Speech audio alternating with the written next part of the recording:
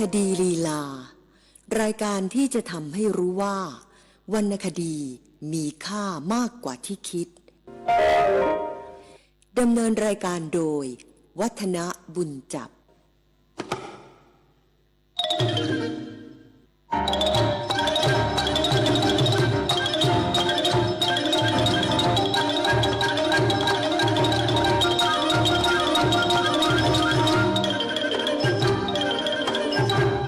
สวัสดีครับท่านผู้ฟังครับในช่วงวันเสาร์ตอนกลางคืนเวลาประมาณสัก20:30ถึง21:00ก็เป็นช่วงเวลาที่รายการวรรณคดีลีลาจะกลับมาพบวิทยุแห่งประเทศไทยให้ความรู้คู่ความสุขสถานีวิทยุกระจายเสียงแห่งประเทศไทยจังหวัดเชียงใหม่ AM 1476 กิโลเฮิรตซ์สถานีวิทยุภาคภาษาชาติพันธุ์แห่งเดียวในประเทศไทยที่มีความทันสมัยเชื่อถือได้สร้างอัตลักษณ์กลุ่มชาติพันธุ์สู่สากล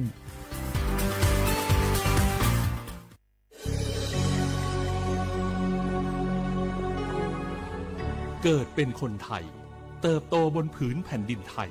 จงภูมิใจในความเป็นไทยชาติไทยเรานั้นนับเป็นชาติที่มีความเป็นมาเก่าแก่ยาวนานเรามีภาษา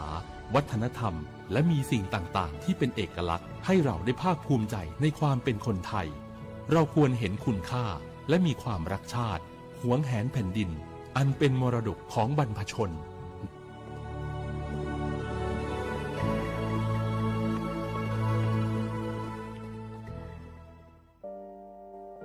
งาฮือละหุยาชอเจทอกา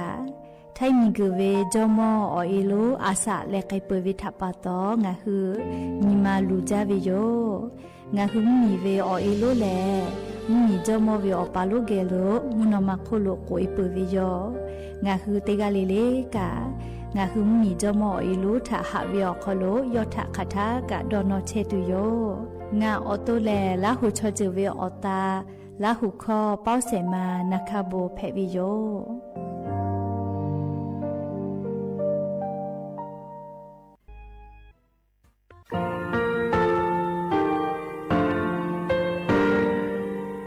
งาคือมีติปิเพกาวิเชลงาคือติกาติชูเลติเลเพกาวิมาเฮยาค่างาคือชอยาออโตโคโลกาติเชวิออโครคาติผาคาชูโยอาชุโยวิโยกาคาเดติเลอติเกกาพุติลาวิทัปปะตองาคือชอยาอาสติกาวิโยงาคือออตุโคโลออกโคคากาติเชเวเวอีเวมาโกติยาเลเลทอกาอายิเวคาชเวเพวิโยอลากวงาคือออตุโคโลออกโคคากาติยายามาเตียลาวิโลโกงาคือชอยาทอกา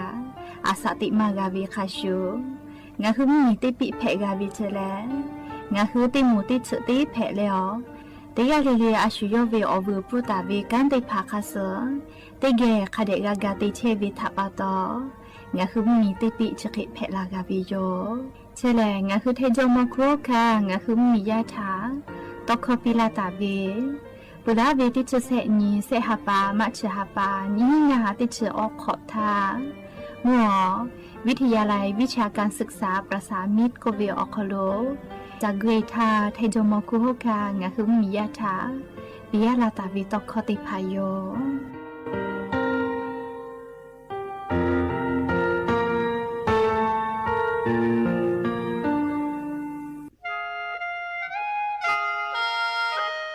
คณะรัฐมนตรีมติจอตาวิคาสนิชกอนิติชหปานิหิงาหาขอจิสขอวิอยาวคโล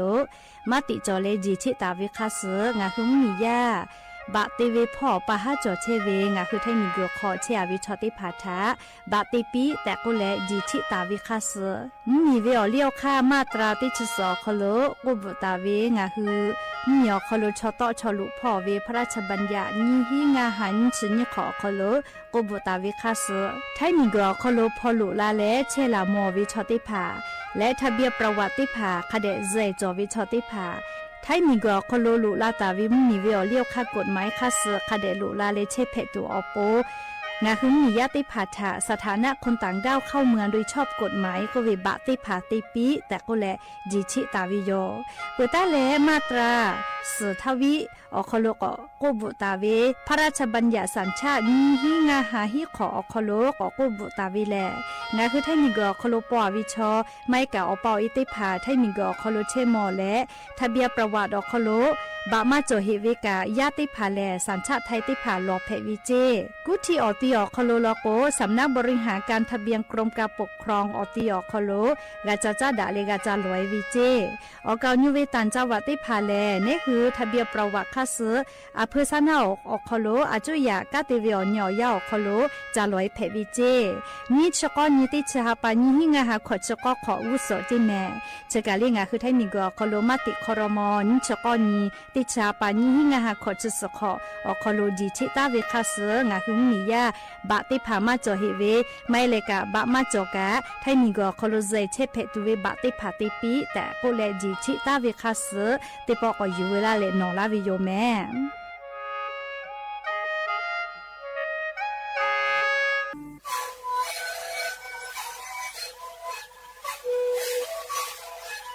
ชริคูมันคือยาแก้เชื้อเบียออกข้อเชื้อและหูข้อตะกัวออกทีจังหวัดที่ไหนเอ็มนาบาเต็งที่โอหาจิตขอจิโรเฮเล่นเล่นหลอกเอาพ่อเอายาแก้เชื้อนาลีกูและไปชิมนาลีเล่นถูกไปเอายาที่นาลีที่แต่แล้วพ่อนาลีชาพยองเล่นเล่นและหูข้อก็เชื้อเบียและงานและหูข้อก็เชื้อสมานในข้าวโบเมดิโซ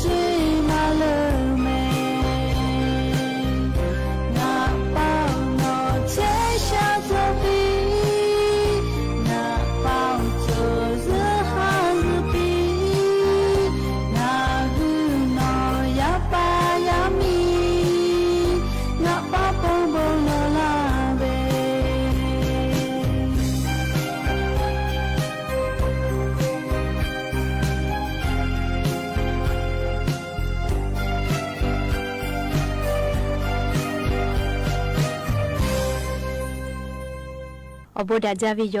อย่าเพิ่งหาติปอทอกาดาจาวิโอยาชอคลงคือติปอกกะมีลาแล้วอวิโอเนี่ยราหุยาเกอติแกไรกาอบูดาจาคลอคอกะกอกาดักเชวิทัปปะตออลอเปติกาลิลิทะตาอุยอยาวิโอคลละเซจาเลอไรกาอบูดาจาคลหะอยู่ลาวิโยแมหาวิโอเนี่ยราหุยาขะพ่อเชพลุเชตาเวขะคิเพเชลินาติกาลิลิกะจาเมดอเมซุเมกาเมฮาเลดอซาปิแม่เฉลยเจอกะลิงาคือไทมิงก็คโลแลมุกะวิออยาลุลาปืวิทัปปะตองาคือติกาลิลิกะลิออจอยาคสเพตอลาเชเวอานาอากอติพัทธานี่คือตอดะเลปุกะกะกิจูติกาลิลิกะอาชุยอตุยอยากะทะคะเดนหะซาดักอิสิแม่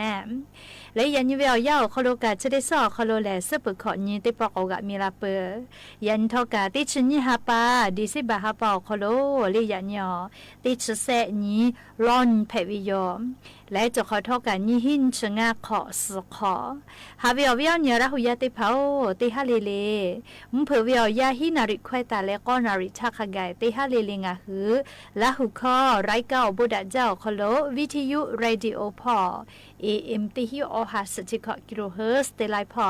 ตอกไอเทวิโยปุตตะเลกันยี่พอติพอแหลม Facebook Fanpage สวทเชียงใหม่ AM 1476พอกะไลฟ์สดติดต่อไกเชวิโยอวิอเนี่ยละหุยาติภาติแกละหุคอพนาเลนี่คือละหุชอจิตะโอกาปิดักไกแพวิโยและอย่าเพิ่งหาวิอยาอคโลกายูเวลาตาวิอบุจอวิอลอติภาทอกะไลรอยูเวลาตาวิโยติกาเลลิกาอคือปตาเลอเลมือทักขะไกติแกพนาเลโอกาปิดักไกสิแม่อวิอเนี่ยละหุยาติภามุกะวิอยากาลาโกกานี่คือชอยากาอีกะให้บอกวิโกมากะลาโกอีกะกวยวิมาให้กาเลียก็มีกะโคโลเลียงะคือมีกะชอยาแม่แต่ขวาเกแต่ขอชอยาแม่กาที่บอกวิเจก็มาเลียมากะมาติกาเวนะบอกจาวิเลียสบายง่ายๆวิติเพกาวิโยจะรับปะตอเลียจะได้คือจะปั๊มมีอคโลเจก็มาเลียบริษัทเตมาเจยออุทาอิกะเฮตุเวฝากบัวติต่อคือบริษัทเจนัวจะปั๊มมีเลโอซาก้าติต่อพอแต่วิบริษัทที่เก่าโคโลเจก็มาชอยาชออิกะเฮวิกาบอจาเรียกว่าอปูวกัชวิกาบอจานะเรียกว่าอปูวกัชตุตุโกเรียกเครื่องซักผ้าที่ผ่ามดชตุวิจอเรียกเตแล้วงาคือชอยาชกาเลียวตุกะอีกะก็ให้บอกเวลาจะก็มาเรียกว่าเอาจะได้พาฐานะลีจะปั๊มเมียวโคโลจีจอป่าบริษัทจะได้กาทอกาอุวิติตอลาวิเจเรียชอยาอีกะให้ตุเวออกคือนะเรียชอยาอีกะให้ปีเวติชงนาทีอโคโลเจติอีกะกะให้ปืเลเรอุกุมกะเชเลอุกุกะมือวิกาวิเจอะโลเรียมากะจะติยาเราแม่เรียมิงก็โคโลงาคือชอยากะเยก็เชเวเลเรียกาลาตุเวนิหินชงะขอโอฮาปาอิพริฮาปาทาโอซาก้าเอสโปก็เวปอยอโคโลเตมาลาตุโยเจเรียชอยากะให้ตุเวนะอุกุกะเชกาเวเลติปอติติชงะนาทีเจติเยวิเจอีกะให้อุกุเชเวติปอติติกาเวเรียกก็เชเวทอกะมิงก็โคโลงาคือชอยาเดซาจาตัวอปูนะผู้จอกวติเชมาติกะเพรอวิอจะได้พักกะตอรอเลยอยากขนอบอกว่าผู้กะจอวินะเลยผู้จอกบอกกะเพรอแม่เลยจะเป็นยาเวียนิเสเลยแค่ชุดตัววิอคือกะจอวิเยซูเยทูตัววิอคือกะจอวิเรียงคือชอยาติตุมาลูนะแต่ก็ติปออุสพอลกกะเรียนเนี่ยขอเป่าอหาปากิทาลกกะจะเป่าเมียวคโลชอยาอีกะให้ปิตุเวเรียจักคือกะติตอลากาวเจคือก็อีกะให้ตุเวออกคือเฉลเลยติปอติกะให้อาปุกะเววิกะติปอติชบาลาเลอุกูกะเฉลมือกะมือวีลาวิเจโลติเชเตียตุกะมาลูเลอุสพอลกก็แลหมอกก็ขอจะตุไม่เบจักกะ ติปติจูเอาฟุกขอจุกตัวเวกตอลานาโซลีโอเคตอจากคือจากคติยาแล้วก็ชอยกันนามาตีแล้วก็แลเรียมคือจะละจากะเฮลานามาโซลีโอ้เรียมามากะชอยาเวอุนอเนจุยเชกาลิติไข่เปิดติไข่กาที่อุลามุลาเชเวกาหมอวิโยลิเจแลอลอเปิดติมีแพวิเจเรียชอยาอีกะให้ปิตัวเวจากคือติตอลากาเวยก็จะปั๊มมีอคโรติตอลากาวิเจเนี่ยขอป่าอหาไปพรีหาปาทะลอกวมาลาติโยจิแม่ผู้จอวิชอติผักวิญญาณเลยอยากให้ผู้มาจอวิชอลอกแลอาชียกขยุยกากาให้กากัดสวิโยเลยก็จะกันนะอยู่เวลาเลยลิงาหัววิญญาณเราหุยติผัดถักเอามาลาวิโยเลยอจอยาคาสือเยตุเวเลยจากคือจากคติผัดชอยาติตุเวกากายติติปูแม่แต่ก็แลวิญญาณเราหุยติผัดถักอลอสตาติผัดจะเคอยู่เวลาเลยเกามาลาวิโยแม่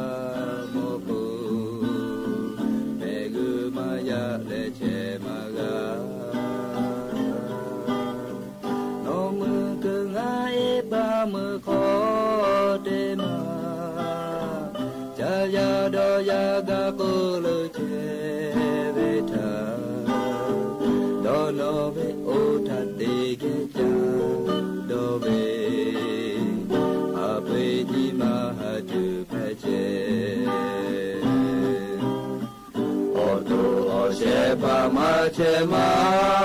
จุโตโยเบโอหาทะลาโมโกเชเชเบงาหุยาปายามิเตปานิมาโดโนตุติเพนาปาโนมาเชเวทาปะโตคูปะไกเกโย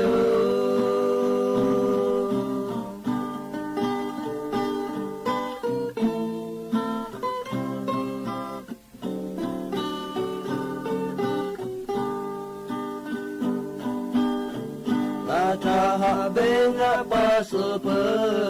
ปะโตนาปุญิมาชะคุมะโม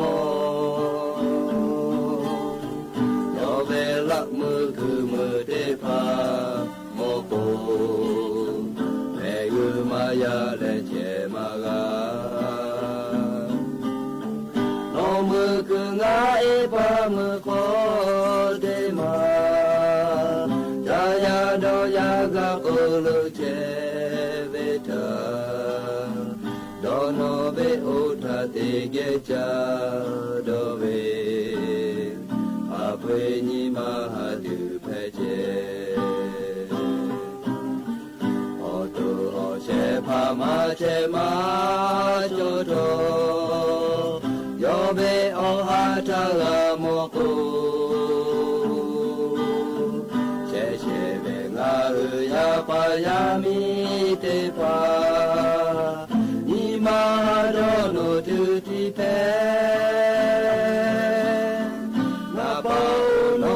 เจเวทาปะโตมิกุเตโคปะไกเกโย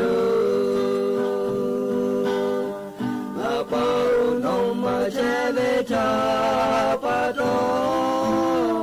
มิกุเตโคปะไกเกโย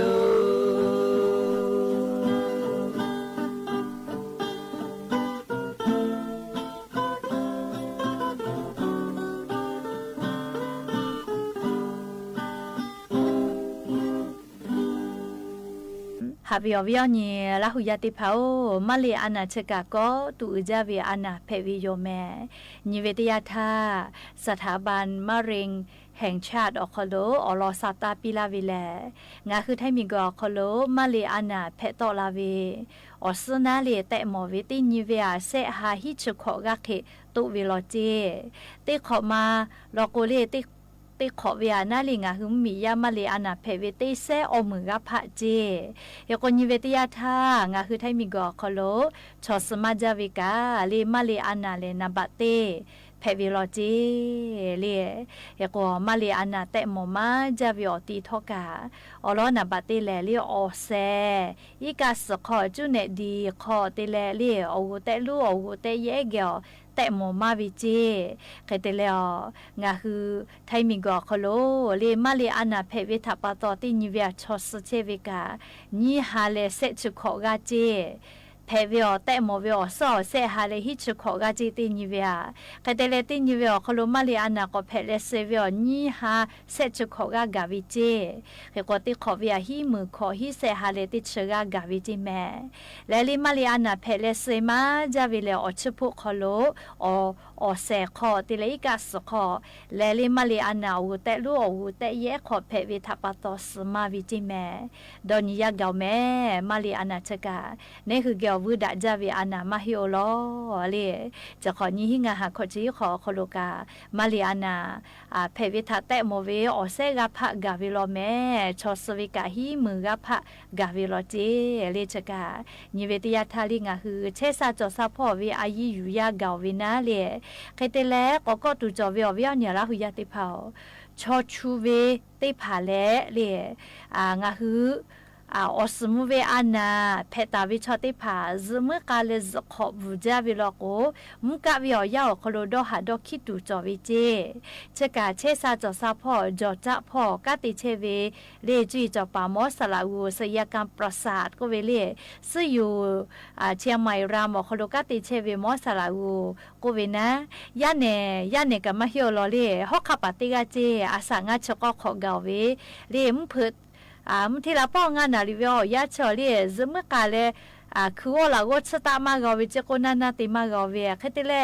ญาณิวิชออุนเนี่ยขอสโตวิทามวิจิแค่แต่ละมอกติปติหาพิเลหาสักวิโยเลเฮคนยิเวติยาถ้าเพลาคือเชลอสมุเวอานาเพวิโลเจยาฮอกขับปัจจิกาเลแค่แต่ละยออุนเนี่ยอคโลอสจะปีวิโลเจอามาติเลก็เลยยอเมื่อกาทาจขบูจาวิทัปตออสตาจาเลอุนเนี่ยอคโลมุสนามที่ลาเป้ากะกูวิทัปตอสเวเลอสเกมากาลาวิทัปตปีเวลเจเลอาลักกากามากาจิแมเลอบูดาเฮเลแค่ก็งาคืออสมุวิชอติผาจขบูจาวิเลลีนอคืออตูคาเดกาหาซาวิยมกะวิอยาคโลเลชกาเชซาจอซาพอจาดาวิอลอซาตาติผาอยู่เวลาเลอวิอเนี่ยละหุยาติผาชาเกามาลาวิโยแม่แล้วชดิเจวิอยากานี่คือไทมิงก็คโลกาเทกอเลกะกูไกตุโยจิแม่เตกาลิลิกาเชซาจอซาพอวิทกาอายิเตอลอกวชดิคือแลจะเยลุอานาเพมาจาโลจีคาเตเลจะขอเป้ากาจะเยลุอานาเพเลอชอสวิกาเมาโรแม่อวิอเนี่ยละหุยาติผาติกาลิลิกาเชซาจอซากาตัวปุกาอายิเตแม่เลติกาลิลิกาอลอกวเชซาจอซาปุวิอเจติผาเลแต่หัววิมาจอก็วิทัปตงาคือติกาลิลิกาชุยอตุยอกาจาเลกาติยูเวแม่เฮก็อย่าปึฮาเตปอศิลากาลาตุเวอลอติผาจะใครไม่เจติโยแม่ลุลาเลอโอกาปิลาเชเวติกาเลเลกาอบูจาแม่ติกาเลเลซแม่กาแม่เชซาจอซาฮาเลดอซาวิอเนียวฮาเพปีอบูจา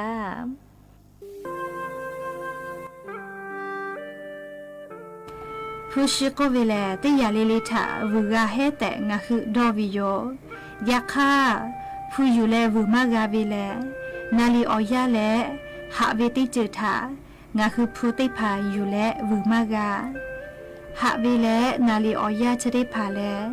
งาคือปีคือปีจอเวออยาถาปีและปีคือปีจอเวชอถางาคือกาปีวิโย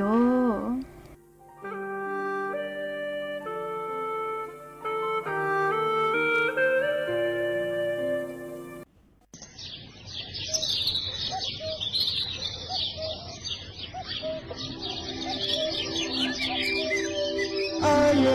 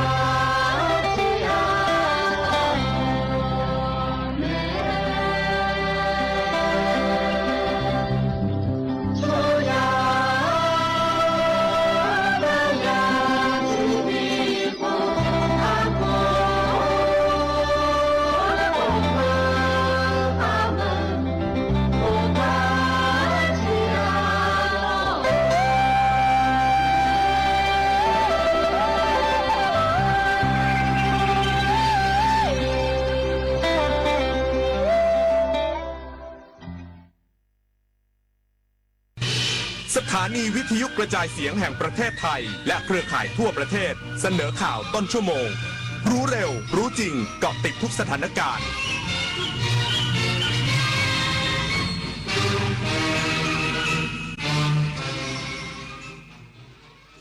รับฟังข่าวต้นชั่วโมง 21 นาฬิกากับพิญโยรุ่งสมัยนายกรัฐมนตรีเป็นประธานพิธีพระราชทานเพลิงศพจ่าสิบเอกสัตวรรษสุจริตอีกสักครู่กลับมาติดตามรายละเอียดครับเชิญร่วมงานกาชาติ 2568 ร้อยดวงใจปวงประชา น้อมสำนึกพระเมตตาองค์สภานายิกาสภากาชาติไทย เลือกช็อปสินค้าอุปโภคบริโภค พร้อมรุ้นรางวัลพิเศษสลากบำรุงสภากาชาติไทย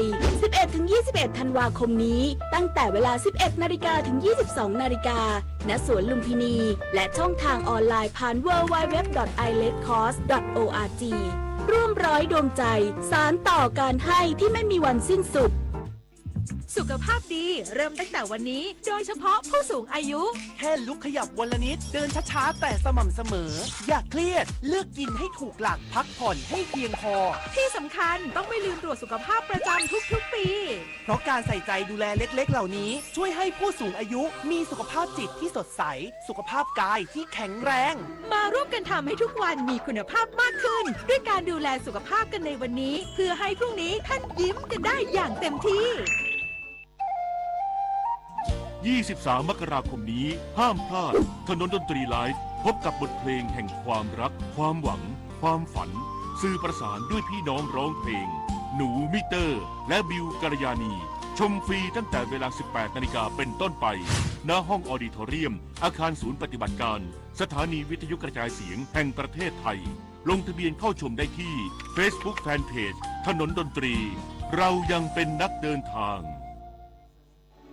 แสนอาลัยสมเด็จพระพันปีหลวงไทยทั้งปวงหมองหม่นก่นร่ำให้พระผู้เสด็จสู่ฟ้าสวรรคาลัยแนบดวงใจ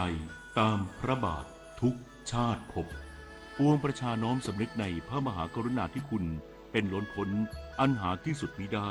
ข้าพระพุทธเจ้าคณะผู้บริหารข้าราชการและเจ้าหน้าที่สถานีวิทยุกระจายเสียงแห่งประเทศไทยกรมประชาสัมพันธ์นายกรัฐมนตรีลงพื้นที่จังหวัดร้อยเอ็ดเป็นประธานพิธีพระราชทานเพลิงศพจ่าสิบเอกสัตวรรษสุจริตฐานกล้าที่เสียชีวิตจากเหตุการณ์ปะทะระหว่างไทยกัมพูชานายอนุทินชาญวิรากูลนายกรัฐมนตรีและรัฐมนตรีว่าการกระทรวงมหาดไทยเป็นประธานในพิธีพระราชทานเพลิงศพจ่าสิบเอกสัตวรรษสุจริตทหารผู้เสียชีวิตจากเหตุการณ์ปะทะกันระหว่างไทยกัมพูชาณวัดพรหมพิทักษ์วนารามตำบลรอบเมืองอำเภอหนองพอกจังหวัดร้อยเอ็ดในการนี้พระบาทสมเด็จพระเจ้าอยู่หัวทรงรับศพกำลังพลที่เสียชีวิตไว้ในพระบรมราชานุเคราะห์และทรงพระกรุณาโปรดเกล้าโปรดกระหม่อมพระราชทานน้ำหลวงและพระราชทานเพลิงศพเป็นกรณีพิเศษด้วยโดยนายกรัฐมนตรีกล่าวแสดงความเสียใจอย่างสุดซึ้งต่อครอบครัวผู้สูญเสียและการเสียสละเพื่อแผ่นดินของจ่าสิบเอกสัตวรรษโดยเสนาธิการทหารบกได้เป็นผู้แทนมอบธงมอบโล่ยุทธการมอบใบประกาศเกียรติคุณมอบเงินช่วยเหลือและมอบเงินสินใหม่ทดแทนให้กับครอบครัวผู้เสียชีวิตนายกรัฐมนตรียังกล่าวถึงกรณีนายอันวาอิบราฮิมนายกรัฐมนตรีมาเลเซียโพสต์ข้อความระบุว่าในเวลา 22 นาฬิกาวันนี้ประเทศไทยและกัมพูชาจะเริ่มกระบวนการหยุดยิงว่ายังไม่ทราบคาดว่าน่าจะเป็นความเข้าใจผิดขอให้ฟังการแถลงของกองทัพใน2ช่วงเวลาจะดีที่สุดและขณะนี้ยังไม่มีการเจรจาหยุดยิงผลิตนาฏขวัญแสนสุขรายงาน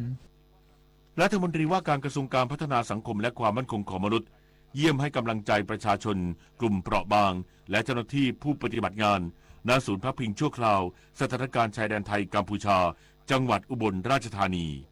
นายอัคราพรหมเผ่ารัฐมนตรีว่าการกระทรวงการพัฒนาสังคมและความมั่นคงของมนุษย์ลงพื้นที่เยี่ยมประชาชนและเจ้าหน้าที่ผู้ปฏิบัติงานณศูนย์พักพิงชั่วคราวจากเหตุการณ์ความไม่สงบในพื้นที่ชายแดนไทยกัมพูชาจังหวัดอุบลราชธานีเพื่อพบปะพูดคุยและให้กำลังใจ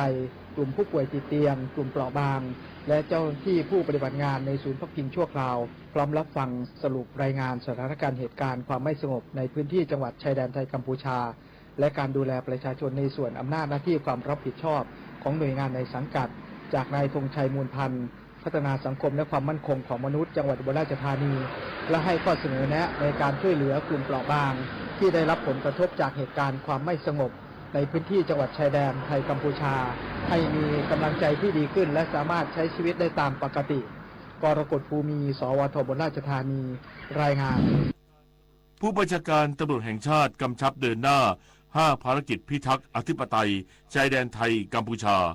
ทั้งการสู้รบแนวหน้าร่วมกับทหารและการพิทักษ์ส่วนหลังปกป้องสืบสวนดูแลบังคับใช้กฎหมายอย่างเข้มงวดพลตำรวจตรีศิริวัฒน์ดีพอรองโฆษกสำนักงานตำรวจแห่งชาติเปิดเผยว่าพลตำรวจเอกกิตติรัตน์พันเพชรผู้บัญชาการตำรวจแห่งชาติกำชับให้ตำรวจทุกนายทั้งที่เป็นกองกำลังแนวหน้าป้องกันชายแดนและร่วมพิทักษ์พื้นที่ส่วนหลังเดินหน้าภารกิจตำรวจทั้ง5ด้านในสถานการณ์ชายแดนไทยกัมพูชาครั้งนี้อย่างเต็มที่เพราะเป็นภารกิจสำคัญในการปกป้องชาติรักษาอธิปไตยและปกป้องดูแลประชาชนซึ่ง5ภารกิจสำคัญของตำรวจคือภารกิจตำรวจตระเวนชายแดนและชุดปฏิบัติการพิเศษร่วมปฏิบัติการแนวหน้ากับกองทัพมาตลอดภารกิจปกป้องพิทักษ์พื้นที่ส่วนหลังดูแลบ้านเรือนประชาชนที่อพยพไปอยู่ศูนย์พักพิงอำนวยความสะดวกด้านการจราจรในการนำส่งผู้บาดเจ็บเข้าสู่โรงพยาบาลตั้งจุดตรวจจุดสกัดด่านตรวจเฝ้าระวังภัยตลอด 24 ชั่วโมงภารกิจสืบสวนข่าวและการสืบสวนโดยตำรวจรับหน้าที่ในปฏิบัติการด้านการข่าวร่วมกับฝ่ายทหารในการเฝ้าระวังตรวจตราอากาศยานไร้คนขับรวมทั้งเฝ้าระวังบุคคลที่อาจเข้ามาสอดแนมโจรกรรมข้อมูลหรือก่อวินาศภัยที่อาจทำให้เกิดผลกระทบต่อความมั่นคง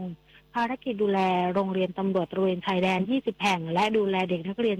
728 คนที่อยู่ในศูนย์พักพิงและภารกิจบังคับใช้กฎหมายกับผู้กระทำผิดทุกฐานความผิดตามกฎหมายที่เกี่ยวข้องอย่างเคร่งครัดนอกจากนี้ยังมีโรงพยาบาลตำรวจและกองบินตำรวจที่สนับสนุนและส่งต่อทางการแพทย์โดยสำนักงานตำรวจแห่งชาติพร้อมปฏิบัติภารกิจนี้อย่างเต็มที่เพื่อปกป้องแผ่นดินไทยจุฑามาศรักษาพันธ์รายงานจบข่าวพิญญรุ่งสมัยอ่านรับฟังข่าวครั้งต่อไปเวลา 22 นาฬิกาติดตามข่าวที่นำเสนอไปแล้วได้ที่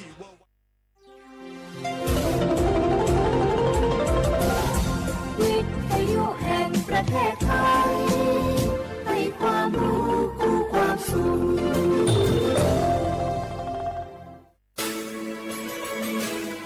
สถานีวิทยุกระจายเสียงแห่งประเทศไทยจังหวัดเชียงใหม่ AM 1476 กิโลเฮิรตซ์สถานีวิทยุภาคภาษาชาติพันธุ์แห่งเดียวในประเทศไทยที่มีความทันสมัยเชื่อถือได้สร้างอัตลักษณ์กลุ่มชาติพันธุ์สู่สากล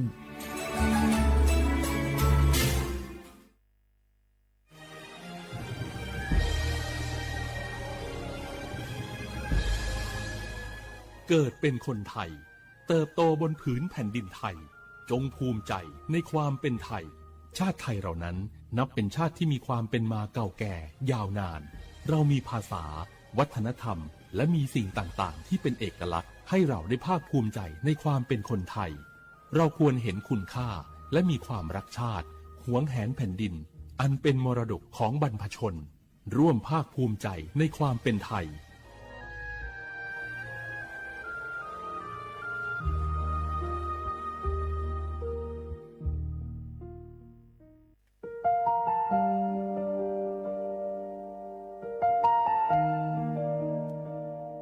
ขอน้อมเกล้าถวายอาลัยสมเด็จพระพันปีหลวงพระแม่แห่งแผ่นดินผู้ทรงเมตตาเหนือเกล้าขอพระองค์เสด็จสู่สวรรคาลัยข้าพระพุทธเจ้าข้าราชการและเจ้าหน้าที่สถานีวิทยุกระจายเสียงแห่งประเทศไทยจังหวัดเชียงใหม่กรมประชาสัมพันธ์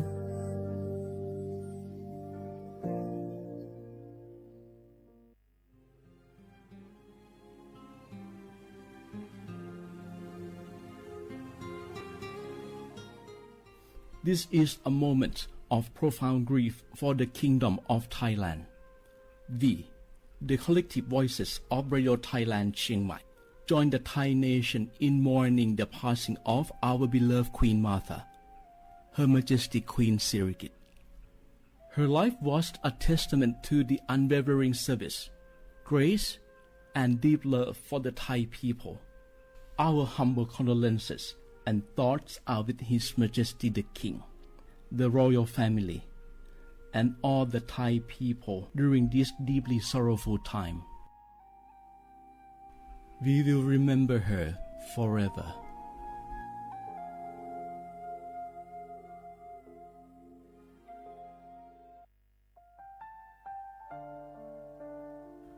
อาเดือไทยมิขอสองผาอามาสมเด็จพระนางเจ้าสิริกิติ์พระบรมราชินีนาถพระบรมราชชนนีพันปีหลวงควยตาโอดาเลียกาชายันดาชอเนมาอายออามามิขอเปียวเนไทยมิขอกะดูอาคาชอเจอกะดูเงเกเนลามาแอจิเชนีถามิเนนือมาละเควมาเงเลเชญาเธอมิเนอาดืมาโยหานาลูอายอนเนเกเนโยเยบอเนมาอีนอายอมโดอาดืเนโอเอียเนควยตาโอดาเลมิเนนือมาเนสาวเนวอจอจอยเรญาอาดืมาโยหานาลูอายองนือมาละเควย่อจอนาลูเนเกเนโยเยบอชอเนมางามาอาเขาชอเจโยกานาลู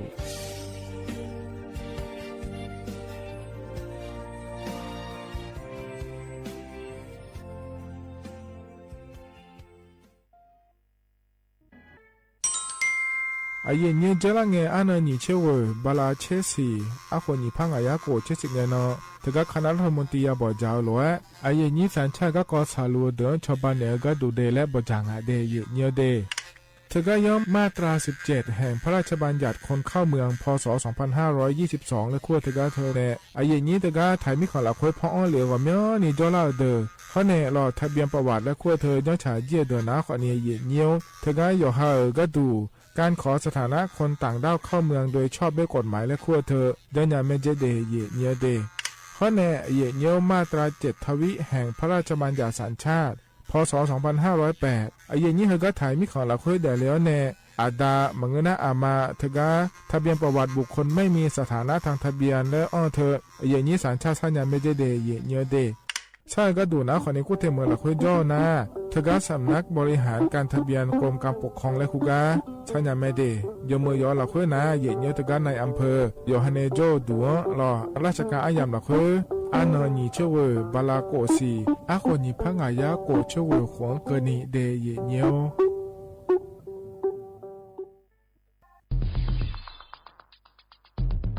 แค่3 ปีความเสียหายจากอาชญากรรมไซเบอร์ของคนไทยพุ่งทะลุถึง 94,000 ล้านบาทหรือเฉลี่ยปีละ 30,000 ล้านบาททุก1 ชั่วโมงเราเสียเงินกว่า 3.4 ล้านบาทให้กับมิจฉาชีพออนไลน์โจรไม่เห็นใจคนอาชีพไหนอายุเท่าไหร่สถานะทางการเงินแบบใดหมอพ่อค้านักธุรกิจนักเรียนแม่บ้านข้าราชการเกษียณทุกคนตกเป็นเหยื่อได้เสมอและวันหนึ่งอาจเป็นคุณหรือคนที่คุณรักเพราะจุดอ่อนร่วมของเหยื่อคือความเร่งรีบขาดสติหรือแม้แต่บางครั้งก็เกิดความโลภจนเกินไปอย่าปล่อยให้การกดคลิกเดียวลิงก์เดียวทำให้โจรยิ้มกว้างวันนี้ถึงเวลาแล้วที่คนไทยทุกคนจะต้องร่วมมือกันสร้างภูมิคุ้มกันอาชญากรรมไซเบอร์ช่วยกันหยุดก่อนที่ภัยไซเบอร์จะทำให้คนที่คุณรักและตัวคุณเองกลายเป็นเหยื่อ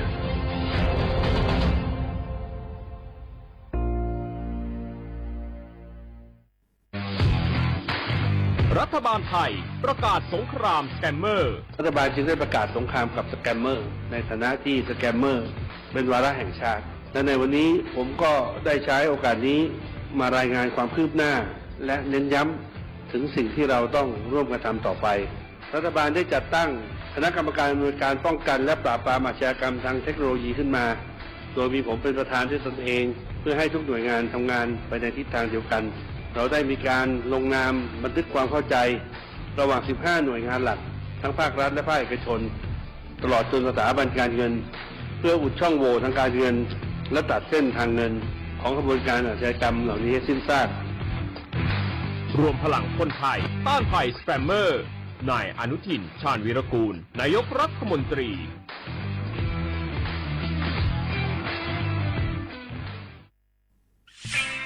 เส้นทางสายหมอกที่สวยที่สุดในเมืองแพร่กำลังรอทุกคนไปวิ่งด้วยกันครับทุกก้าวของคุณคือพลังของลมหายใจ ชวนเพื่อนชวนครอบครัวมาวิ่งฝ่าสายหมอกเพื่อโรงพยาบาลแพร่ในวันอาทิตย์ที่ 7 ธันวาคม 2568 บริเวณลานกิจกรรมหลังวัดพระธาตุช่อแฮมาร่วมกันส่งต่อพลังแห่งความดีเพราะทุกก้าวของคุณช่วยต่อชีวิตให้กับผู้ป่วยในโรงพยาบาลแพร่สมัครได้เลยวันนี้แล้วไปวิ่งด้วยกันในวันอาทิตย์ที่ 7 ธันวาคม 2568 พบกันบริเวณลานกิจกรรมหลังวัดพระธาตุช่อแฮนะครับสปสชโยอานาลูกาดูโยมือจอซาโดลาญานาโกลุคุมญาอุตาจอซาโดเจียงหลังในญานีหลัวแม่บาประชาชนยาวเดอซาโฮซากูกูหวงแนนีเชหวงตัวนี้วัดซี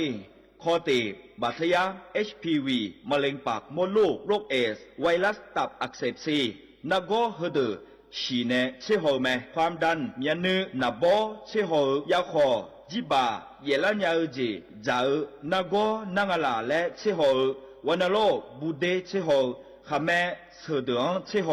สิญญาเจมอนาสปสชติซุมซุมจำยอสปสชเขตหนึ่งเชียงใหม่นากาจำยองาซุมญีเยงาซุมงาปโยดามโอเดนากาตีโกจำยอ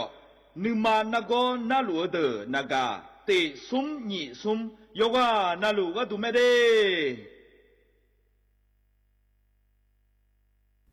ข้าชอเมนู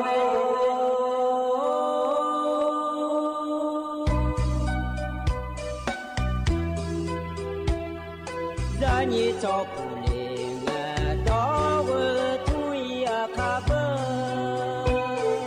za ni cho mo le nga do nga cho ya ka ba cho pa ma si cho cha lo na i ba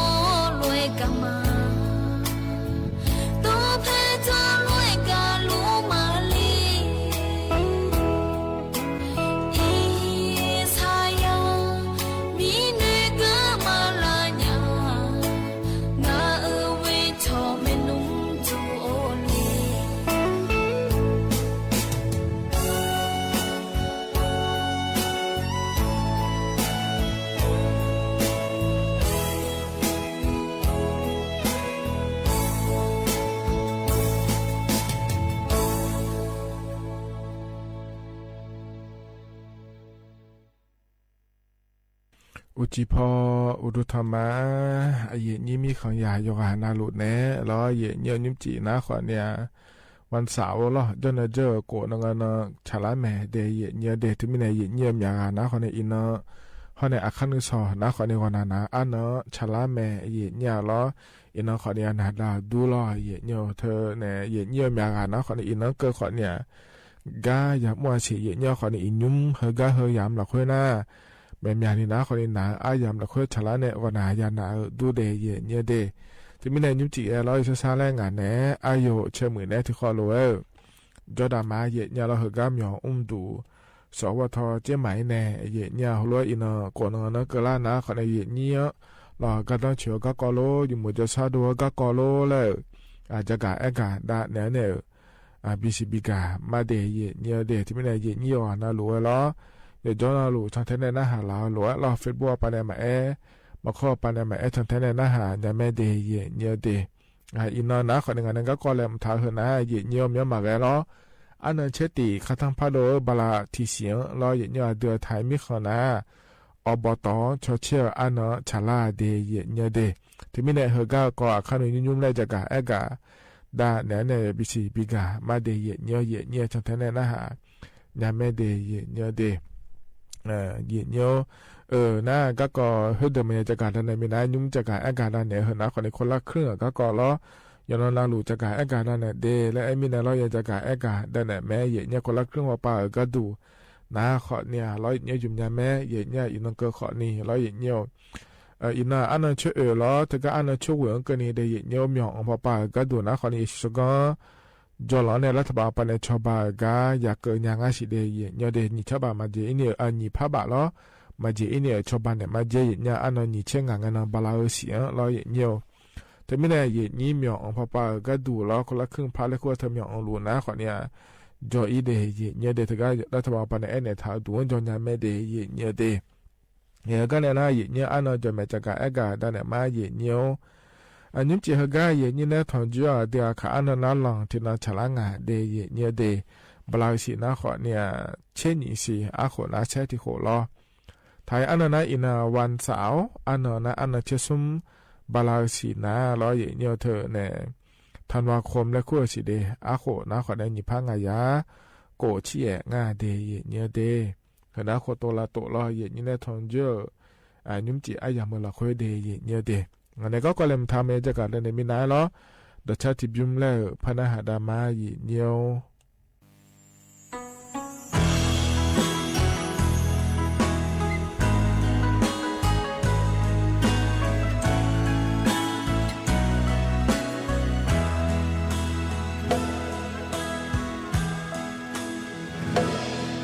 งาบูบาวโนฮาอาดเวนลูเลโนจีงาโลเอกามยาโลงาฮาโลเอกาจีไมอาจีมีเนโนงังเบโดเจมาบีเนลาเลมีซาโปอาดาโปนูนุยนูมามาสาญาซามีจีกาจอขอนีเด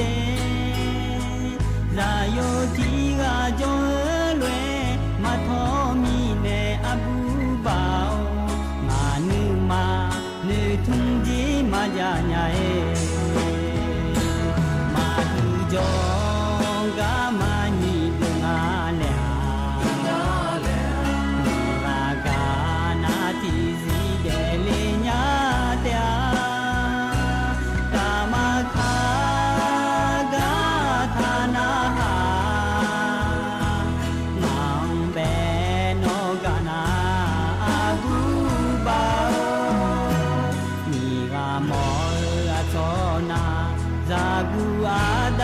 สิปาชอมอซังชาดานูเมื่อเจมีซาเพอมันยีแลเฮจีเพอนีมีแลอาหูชอมอดอดาซาจาเมลอ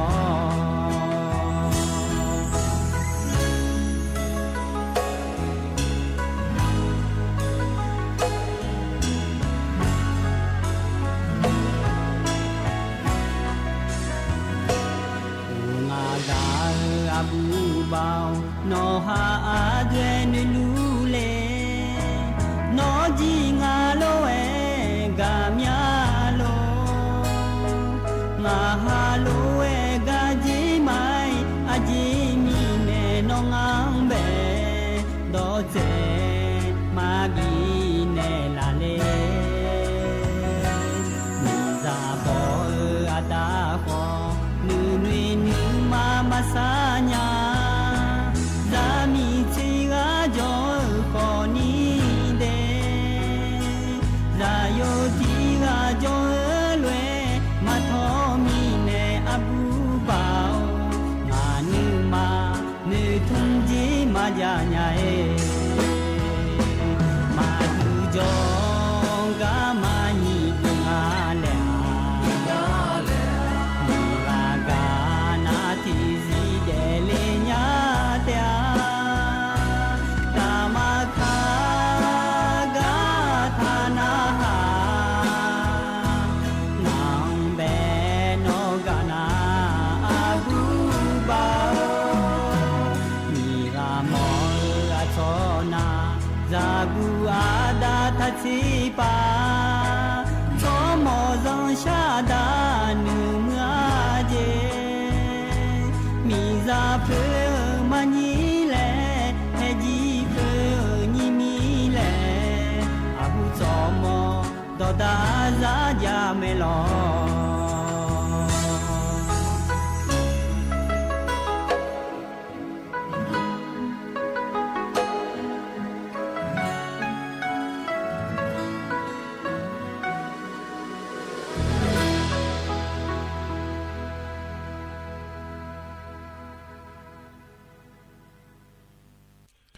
ธนาเย็นเนี้ยพอในปีหน้าหาดาวใจทิบยุ้มรอเย็นเนี้ยกาถอนเจออายามเฮลคุเดยนาหาเบียวดูจงานาลูเดเย็นเนี้ยเดเย็นเนี้ยจนปาลาเนี่ยนาหาล่าจงานาลูดูธรรมะเดเย็นเนี้ยเดเธอมาข้อปานนาหามาเฟซบุ๊กปานนาหามารอเย็นเนี้ยที่เขาลูจนมาเย็นเนี้ยรออเย็นเนี้ยช่วยเสียก็กอจากกาเอกาด้านในเลเดเย็นเนี้ยเดยุมเฮกาจากการเอกาดันเนอร์นาขอเนี่ยบอกว่าเชื่อมือล้อเยเนี่ยเฮกาตุปกับผู้ล้องาบอยอายุอันนี้เยเนี่ยล้อมีนหุ่นชิงาเดแล้วล้องามากางาจะพอจากอันเหลือแม้แต่เยเนี่ยล้อจะมีเนี่ยล้อเยเนี่ยเฮกาเยนี้บอกว่าเนี่ยผ่าตายอยู่หันลุล้อเยเนี่ยบอกว่าดูพออันนั้นนาขอเนี่ยจนเจอกันเนาะเลยเยเนี่ยวันจันทร์กันเดอันนั้นเชียงงานเนาะชาลางาแทเยเนี่ยล้อเยนี้ถึงกันบลาคาพัวล้อบอกว่าเยเนี่ยแม่นี่จ่อแม่เนี่ยเยนี้ก็ยังไม่ได้อยู่ก็อยู่จ่อเดือดขอนี่ล้อเลยเนี่ยกันนะล้อเยเนี่ยก็ยังไม่ได้เยเนี่ยเดบอกว่านะขอนี่ถึงกันบอกเจริญเขาเนี่ยพิชัวยางานเนี่ยเยนี้ล้อเธออาศัยอย่างแม่เดี๋ยวละในยุ่งเชี่ยวล้อเยเนี่ยงาบอกโยขอเนี่ยยมยาขวไม่เชี่ยวล้อบอกว่านะมีน้องหัวน้อยเชื่องาเธอเยเนี่ยเธอมีแนวล้อเยเนี่ยเธอตู้เป้าขับหัวเดยเนี่ยเดเธอบ้านทุ่งพร้าวเรื่องงาเธอเนี่ยล้อตำบลวาเวียเพื่อแม่สวยเจ้าเมื่อหล่อคือหล่อย้อนเจอวันจังเนาะดูผ่อนมาเจเยนี่อยู่นะด้วยจากเกิดมากเอามาโดขอนี่ยาวเลยแม่เยเนี่ยล้อเธองาบ่มีแนวล้อเยเนี่ยเธอมีแนวเยนี่ลาเกิดเนี่ยแม่เดที่เขาล้อชนด้วยเนี่ยแม่เดเยเนี่ยเดเฮกันเนี่ยนะงานก็กอลมท้าจากกาเอกาดันเนมาเดเยเนี่ยเดเยเนี่ยเฮกาเกลียวเราเยเนี่ยอันเชติบาลาทีซีอาคนยิพังายาโกเชวเราเยเนี่ยเดือไทยมีของเราเพื่อนะขอในทกาเนี่ยอบตเราเยเนี่ยอบตฮันเนี่ยสอบตชอเชียอันเนาะฉลางาเดเยเนี่ยเดเจอละเงะเราถึงกับคณะกรรมการการเลือกตั้งและคงอาเทเยเนี่ยกกตปากดูนะขอเนี่ยอันนั้นก็บาลาเชเสียเนี่ยจากการเอกาดูแลแม่เยเนี่ยถึงกับถึงเนาะเราเยเนี่ยบิชอเชมาเดแล้วก็เถอบตเขาเนี่ยสอบตเราองค์การบริหารส่วนตำบลเขาเนี่ยสมาชิกสภานายกองค์การบริหารส่วนตำบลเขาเนี่ยสมาชิกสภาองค์การบริหารส่วนตำบลและคงอาเทเยเนี่ยไอ้เราเธอหัวที่โปเชื่อแม่เดเยเนี่ยเด นั่นเถอะกันเนี่ยอบตชเชื่อก็ดูอยู่ชเชื่อหรือว่าดูแม่เนี่ยอบจเทศบาลหรือว่าเราเลยนี่แม่หัวไปชเชื่อเนี่ยอันนั้นมาจากเนี่ยหรออามีเนี่ยนะสหัวมาชเชื่อนะที่อันนั้นเฮงกันมาตอนนี้เลยนะขอเนี่ยแม่หัวเนี่ยบิชเชื่อแล้วขอเนี่ยจะแม่ที่อันนั้นชมิคนจ้านะชมิคนขอเนี่ยบิชเชื่อเนี่ยแล้วขอเนี่ยจะดีขอเนี่ยรอเนี่ยเถอะกันเนี่ยอบตชเชื่อก็ดูนะรอเนี่ยเธอในหัวเราเชื่อมาอย่างอ่ะอันนั้นเฮงกันที่โปรแต่เชื่องานเนี่ยบีก่ออิงาเดเนี่ยเดอันนั้นเชื่อดีบาลาทิซีอาคนนี้พังอายาโกเชื่อหัวเราคัดทั้งพัดโดเนี่ยเราเลยนี้เธอมีเนี่ยสัวมาขาชมยเชื่ออยากกว่าแล้วในชมยนะคนนี้อยู่กันนะลูกเว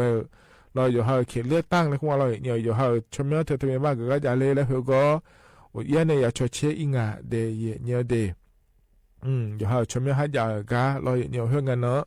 ถึงมีในอายามมาเกล้ามีนายเราอยู่หาเฮงกันมาดอนเนี่ยมาอย่างอินยาเล่แล้วนะคนเนี่ยก็ต่อปังดอจ่ายาบิเลียเจเนี่ยเหมือนนะคนเนี่ยอยู่หามาเชื่อแล้วซ้องานในอย่างนี้ยังมีอาเจมายาเดเนี่ยเดถึงมีเนี่ยเราอินยานะคนนี้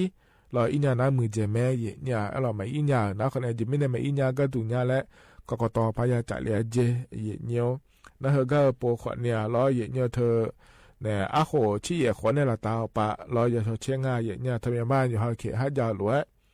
ได้แย่เกิดงานเราเนี่ยนี้น่าอามินเมืองหลวงนะขอเนี่ยเชื่อเนี่ยนะขอเนี่ยเสือนิตะยาละแม่เนี่ยอัดดัมเบลตานะขอเนี่ยทกานายกอบตรอนายกองค์การบริหารส่วนตำบลและเชื่อเธอเดยเนี่ยเดข้อเนี่ยเราเนี่ยเธอเนี่ยยะติตาก็ดูนะขอเนี่ยสอบตรสมาชิกสภาองค์การบริหารส่วนตำบลและคู่งานเทเยเนี่ยเธอมีเนี่ยเรามาชดเชยมีนายจอมแม่ยาหองานในนี้เธออากตะนายกแบบชดเชยเนี่ยก็ดูงาอากตะสอบตแบบชดเชยก็ดูงาและเนี่ยนะสอบตก็ดูนะขอในอเมริกาชดเชยเนี่ยก็ดูงาและเราเดเนี่ยเดเธอมีเนี่ยเราเนี่ยเฮก็เฮก็เวลาเฮนามาเชลอเนี่ยเสือตาย่องาสีจริงงาเลยยอมมาจากโดเลนะตัวเพลานะขอเนี่ยงาเนี่ยจะกะกะดาลังแล้วเนี่ยบิสิบิกามาเนี่ยเฮนะขอเนี่ยยุ่มแล้วเราเนี่ยอบตก็ดูอังเกนชเชียงาแล้วเราเนี่ยจะกะกะดาเนี่ยบิสิบิกาเลยเดเนี่ยเฮก็นาเนี่ยแต่ชัดทิบุมแล้วพนะหาดามาเดเนี่ยเดเธอบางกายเนี่ยชาแต่ช่างอเดที่เขาเลยนะฮะเบียดามา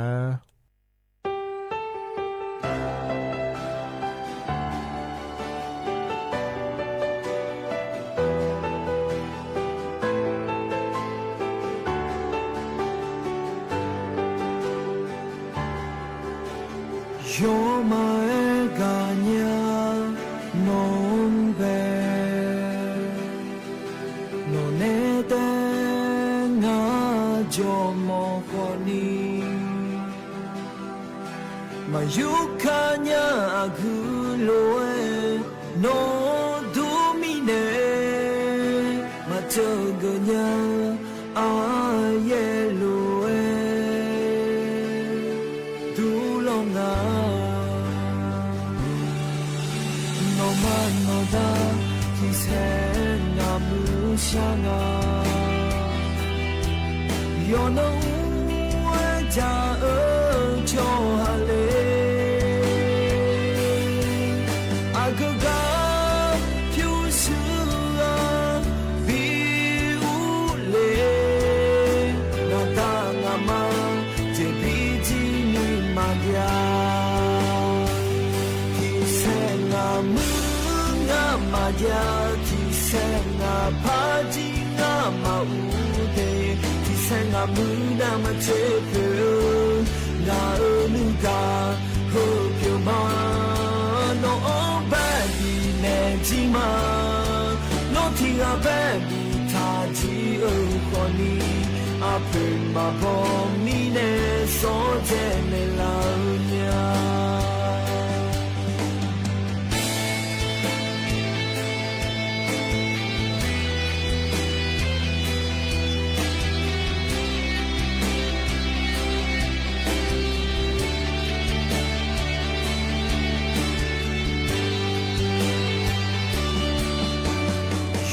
มาเอกาญานงเว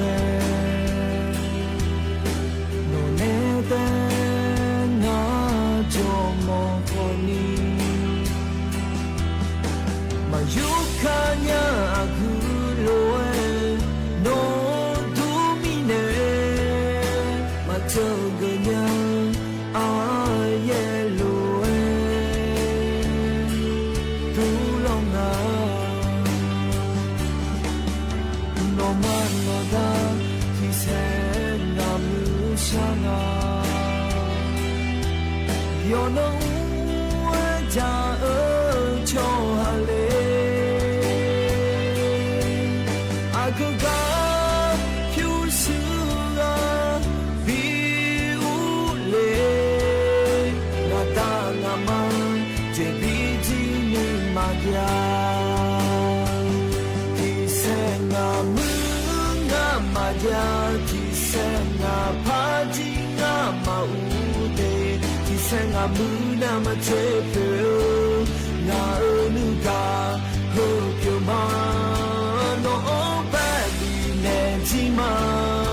no ti ga baby ta ji o ko ni a pe ma bo mi ne so je ne la nya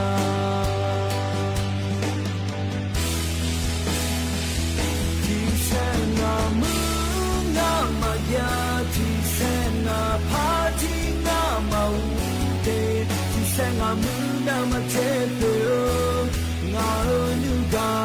ho to ma no baby ne ji ma no ti ga baby ta ji o ko ni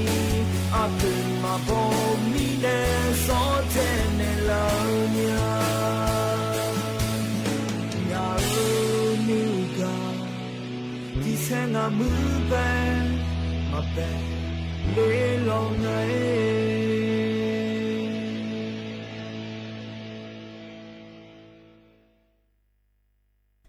ธนาขอนี้ต่อชาใจที่บิมเยี่ยเยี่ยมเพราะในบินาหาดาล้อยานาหาเบียวโดยเยี่ยกันเลยนะเยี่ยเยี่ยวโดยบินาหาดาเนี่ยขอในนุ่มจีเฮกาเพราะในบินาหาดาเหรอนะอาโหอัพโหเนี่ยจะอังถ่ายเดอินเดียชอบหาก็ก่อแล้วจะอังถ่ายเนี่ยแต่เยี่ยเยี่ยมยาขอเนี่ยอาโหก็มีมุดดวงกดเชี่ยขวงเบียงล่างเงี้ยกันเนี่ยมันเนี่ยรอวันไหนยันไหนไม่เนี่ยอยู่แต่ซ้ายเยี่ยมยากันเนี่ยเกิดขอนี้โจดูแลเลยนี่เธอไม่เนี่ยอาโหเนี่ยจะอังถ่ายเหรอบินาหาดาเนี่ยเดย์เยอะเดย์ที่เขาเล่นนะหาเบียดามาเฮก็ดูน่ารอยีเนียวอินเดียชอบหารอยีเนียวอินเดียชอบหน้าอันลิทิลิสมุยดื้อมาเมืองจีเนี่ยอินเดียมาปาจ่อลิเธอสมุยดื้อมาเมืองจีน่ามียามาบอจีแหลกตัวอะไรน่าหยอดหน้าคนนี้หยอดแต่โจมีสมุยมือเนี่ยเธอหยอดหยอดยุ่งบิชอบบ้าหยอดชอบหน้าคนนี้เธอชูทางอะไรไอ้ยอยุ่งละให้มันเงอ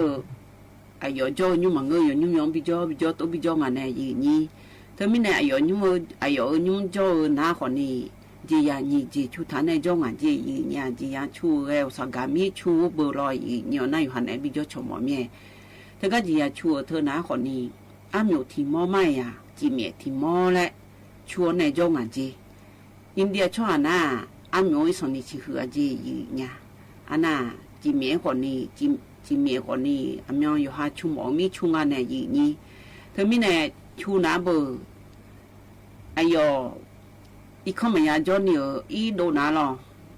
มีอีโดนาเบอร์อุศปานาเบอร์อาเมียก็กระต่อทาจีเมียก็กระต่อทาเนี่ย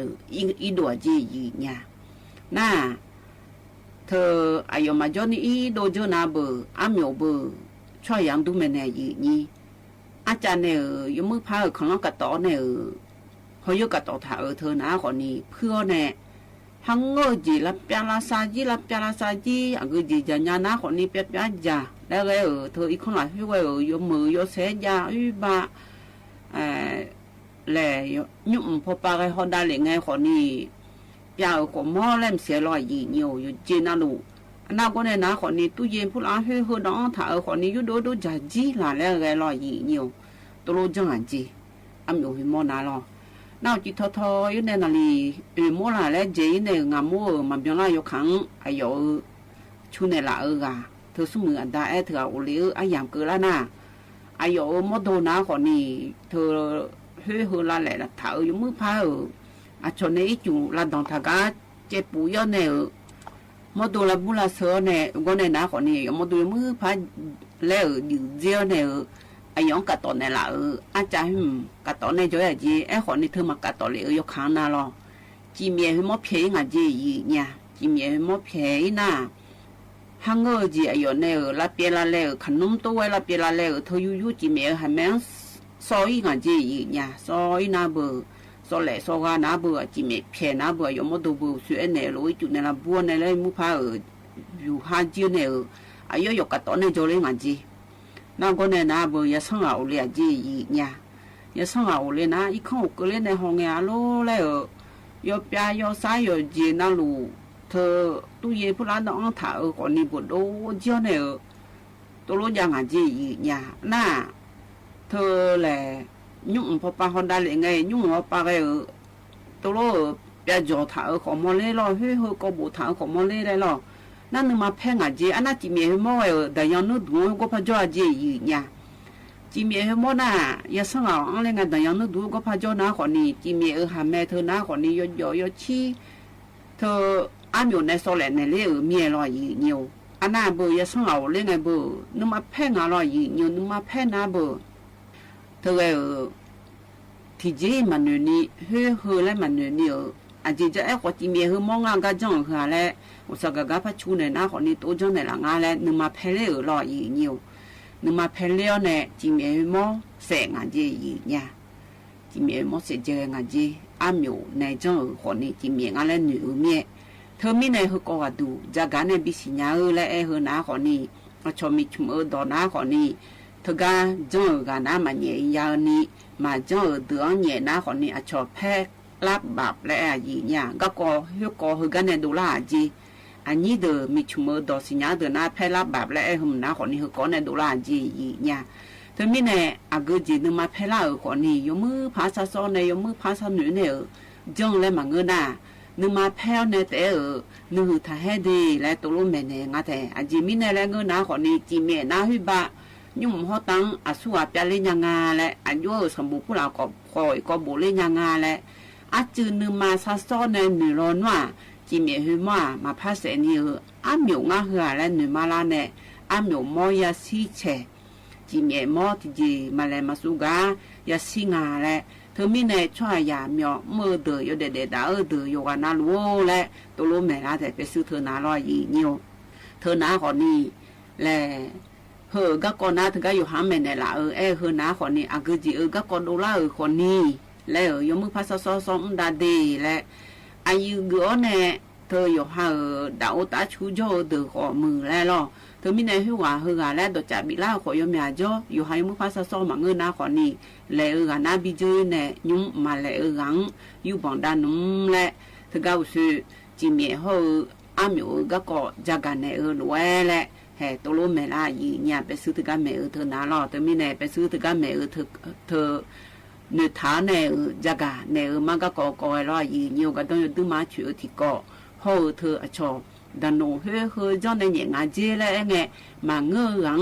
เนี่ยเนี่ยเงื้อกันน่าบิบุยนะคนนี้ชอบแพ้รับแบบและถึงในดอลลาร์เจแล้วจักกันเนี่ยมายี่เนี่ยเธอหน้าคนในจ้างถ่ายรอเนี่ยยมยาแล้วคนในคนเนี่ยเกิดดูรอจะมีในพอในบินหาดามาเดนะฮะเดี๋ยวด้วยอย่างนี้ว่าน่ารู้แล้วเฮกันหนาวเนี่ยแต่ชัดชิบยุ่มแล้วพนักหาดามาเนี่ยรอยุ่มกับพนักบินหาดาเฮนะขอในอายุมีการในชาเดนึมาละโอพองเนี่ยละและชาต่อช่างอ่ะรอที่ขอร้อยนะฮะเบียรามา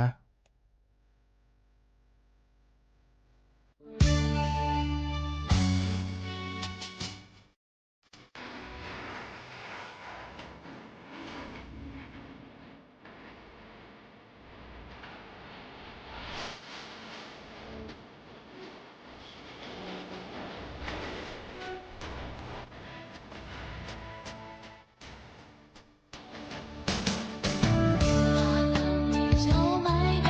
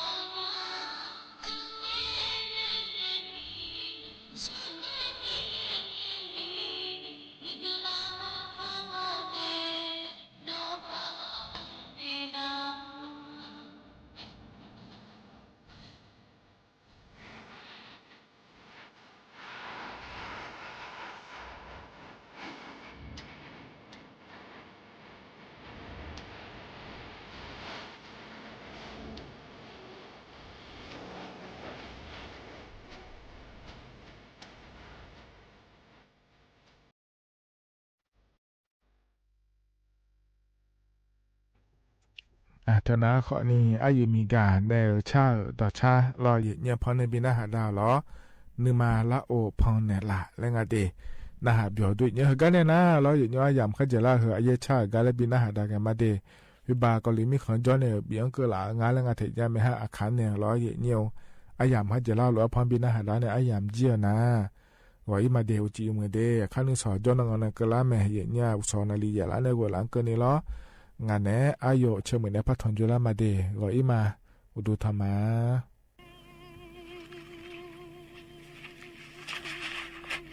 จิมามิเจโองาฮาทิกา Galeo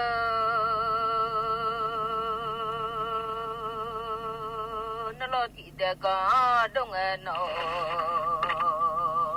no lo just go ti de ga dong no lo ya un cho son a ga don lo dong de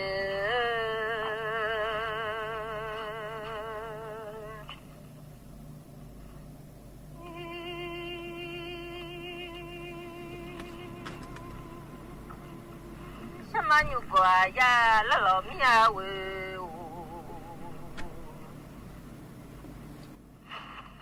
Chama miza Nyu kwa ya la lo anya mi ti de lo nyu ko anyu La lo mia Chama miza nyu kwa ra lăng mi ti de lo nyu ko anyu lăng loi na o mi te nga ha ti ga ma mo la ga tu nya le thong le we o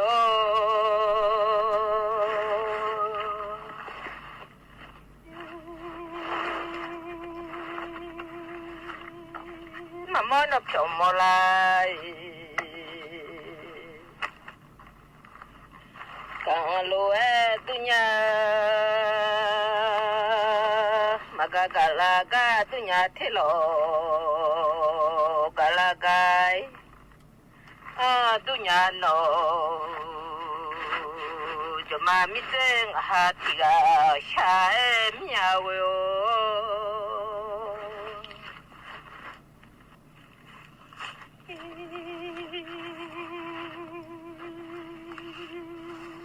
Mama mola ga dunge Sopyo mola ga dunge de mi son pyo moi La ga ni de du ma nge le nya no Magaga la gai tung thế lo cả là cả tung bị mía cho số thế mà tu lên nhà đi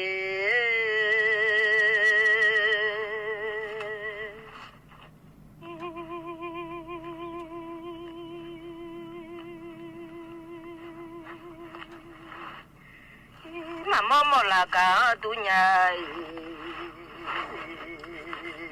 nó phiêu mỏi là cả tu nhà mà cả là cả tu nhà thì lo cả là cả tu nhà khôn nó thế lo nó thế cả là cả tu nhà thì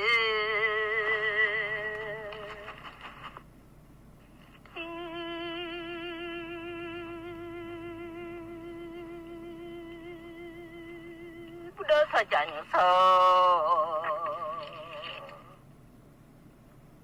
nó ra gà liệu hà lên nó lê cho mạng người nhà nó chỉ sợ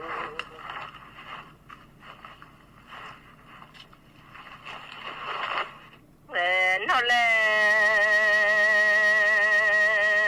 giờ nu mà người lên nhà nó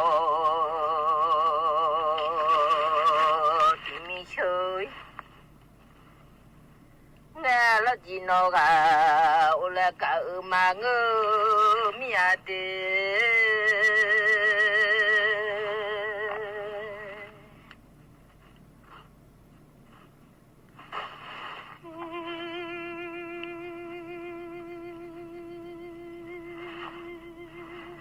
bà chưa mỏng nó lê cho nhà đi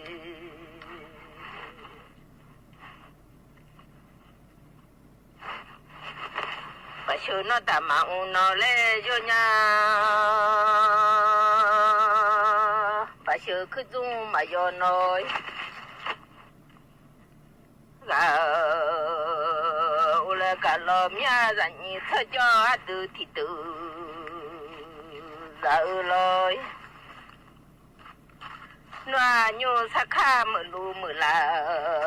là nhu mở lù rồi mà bỏ cái nghe từ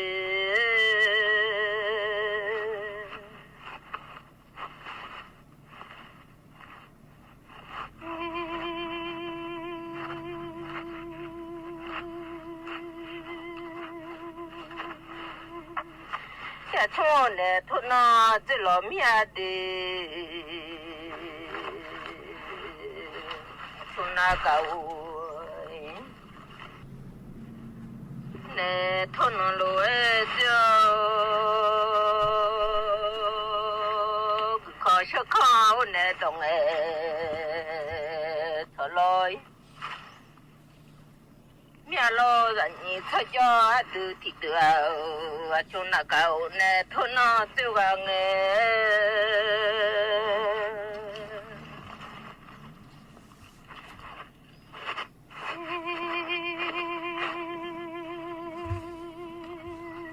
là chung màu khổ nè đồng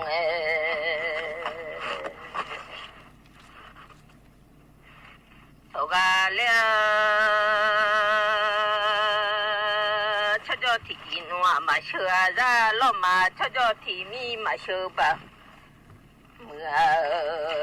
ra lo mà cho từ thị mà sửa như nô ngã lại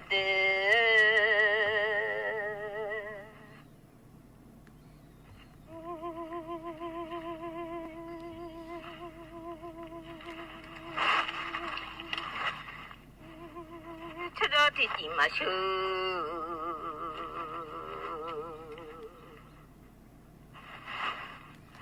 nô lệ nô mà thế nhưng người là bà thế xa lo mà đi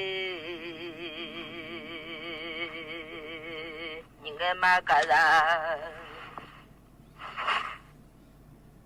bà thế xa lo mà những người mà mò là bà phiền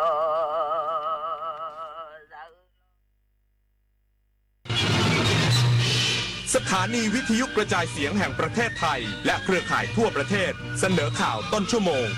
รู้เร็วรู้จริงเกาะติดทุกสถานการณ์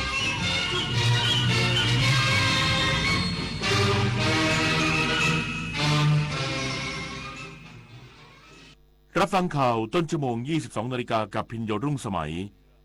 กองทัพเรือเปิดยุทธการริดรอนกำลังทางทหารกัมพูชาบนพื้นที่เกาะยอของกัมพูชาเพื่อป้องกันภัยคุกคามคนไทยอีกสักครู่กลับมาติดตามรายละเอียดครับพบกับเทศกาลสุดยิ่งใหญ่แห่งปี Princess Cup Thailand 2025 การแข่งขันขี่ม้าชิงถ้วยพระราชทานที่สะท้อนสายสัมพันธ์ระหว่างม้าและผู้ขี่อย่างงดงามเดินชมนิทรรศการสุดประณีตเหินไปกับคิดโซนช็อปสนุกเฟียร์มาร์เก็ตอิ่มอร่อยจากฟู้ดทักพิเศษสำหรับคนรักสุนัขกิจกรรม Dog Fun Run ประกวดสุนัขและการแข่งขันสุนัขใช้งาน IGP ชิงแชมป์ประเทศไทย 22-28 ธันวาคมนี้ที่สนามเป้าเข้าชมฟรีค้นพบความสุขของครอบครัวได้ที่ Princess Cup Thailand 2025เชิญร่วมงานกาชาด2568ร้อยดวงใจพวงประชาน้อมสำนึกพระเมตตาองค์สภานายิกาสภากาชาดไทยเลือกช็อปสินค้าอุปโภคบริโภคพร้อมรุ้นรางวัลพิเศษสลากบำรุงสภากาชาดไทย 11-21 ธันวาคมนี้ตั้งแต่เวลา 11 นาฬิกาถึง 22 นาฬิกาณสวนลุมพินีและช่องทางออนไลน์ผ่าน www.iletcost.org ร่วมร้อยดวงใจสารต่อการให้ที่ไม่มีวันสิ้นสุดธนาคารขอแจ้งว่าบัตรเครดิตในชื่อของท่านมียอดค้างจ่ายจำนวนมากหากไม่จ่ายจะถูกดำเนินคดีนะคะชื่อของคุณเกี่ยวข้องกับบัญชีม้าตำรวจต้องตรวจสอบเส้นทางการเงินครับคุณได้รับเงินภาษีคืนนะคะช่วยกดลิงก์ยืนยันด้วยค่ะอย่าเสียเวลาคุยอย่ากดลิงก์หรือกดติดตั้งแอปพลิเคชันที่มีการอ้างเพราะสถาบันการเงินและหน่วยงานภาครัฐไม่มีนโยบายติดต่อประชาชนทางโทรศัพท์หรือการส่งข้อความถ้าเจอแบบนี้มิจฉาชีพแน่นอนครับ23 มกราคมนี้ห้ามพลาดถนนดนตรีไลฟ์พบกับบทเพลงแห่งความรักความหวังความฝัน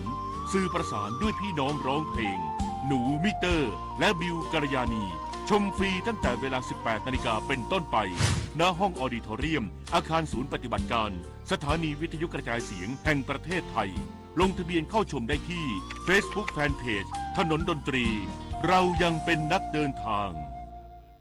กองทัพเรือเปิดยุทธการประจวบคีรีขันธ์ประจันตคีรีเขตริดรอนกำลังทางทหารกัมพูชาบนพื้นที่เกาะยอในเขตจังหวัดเกาะกงเพื่อป้องกันภัยคุกคามประชาชนไทยตามแนวชายฝั่งอ่าวไทยพลเรือตรีปารัตน์ รัตนชัยพันธ์โฆษกกองทัพเรือเปิดเผยว่าในวันนี้ทัพเรือภาคที่ 1ได้เปิดยุทธการประจวบคีรีขันธ์ประจันตคีรีเขตโดยหมวดเรือเฉพาะกิจพิทักษ์อ่าวไทยเพื่อปฏิบัติภารกิจด้านความมั่นคงทางทะเลปกป้องอธิปไตยและความปลอดภัยของประชาชนชาวไทยตามแนวชายฝั่งอ่าวไทยปฏิบัติการดังกล่าวเพื่อลดทอนและริดรอนขีดความสามารถทางทหารของฝ่ายกัมพูชาในพื้นที่จังหวัดเกาะกงโดยเฉพาะที่ตั้งทางทหารบนเกาะยอซึ่งจากการข่าวกรองพร้อมทั้งการตรวจการและพิสูจน์ทราบเป้าหมายพบว่าบนพื้นที่เกาะยอ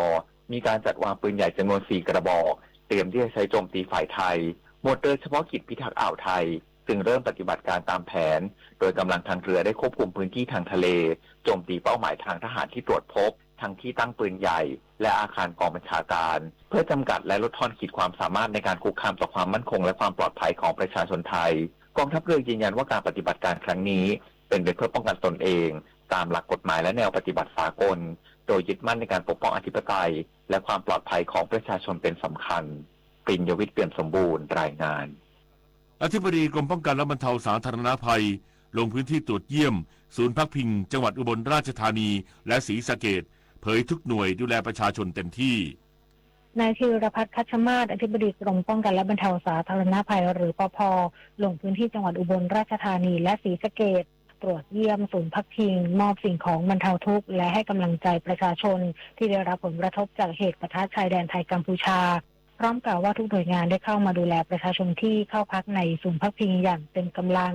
มีการดูแลครอบคลุมด้านต่างๆทั้งการดำรงชีพการแพทย์และการดูแลความปลอดภัยภาพรวมเป็นไปตามหลักการและมาตรฐานการจัดตั้งและบริหารจัดการศูนย์พักพิง พร้อมกันนี้ได้กำชับให้ปภ.จังหวัดและศูนย์ปภ.เขตในพื้นที่ประสานการทำงานร่วมกับหน่วยงานที่เกี่ยวข้องอย่างใกล้ชิดสนับสนุนทรัพยากรเพื่อดูแลความเป็นอยู่ของประชาชนและร่วมพิทักษ์พื้นที่ส่วนหลังอย่างเต็มที่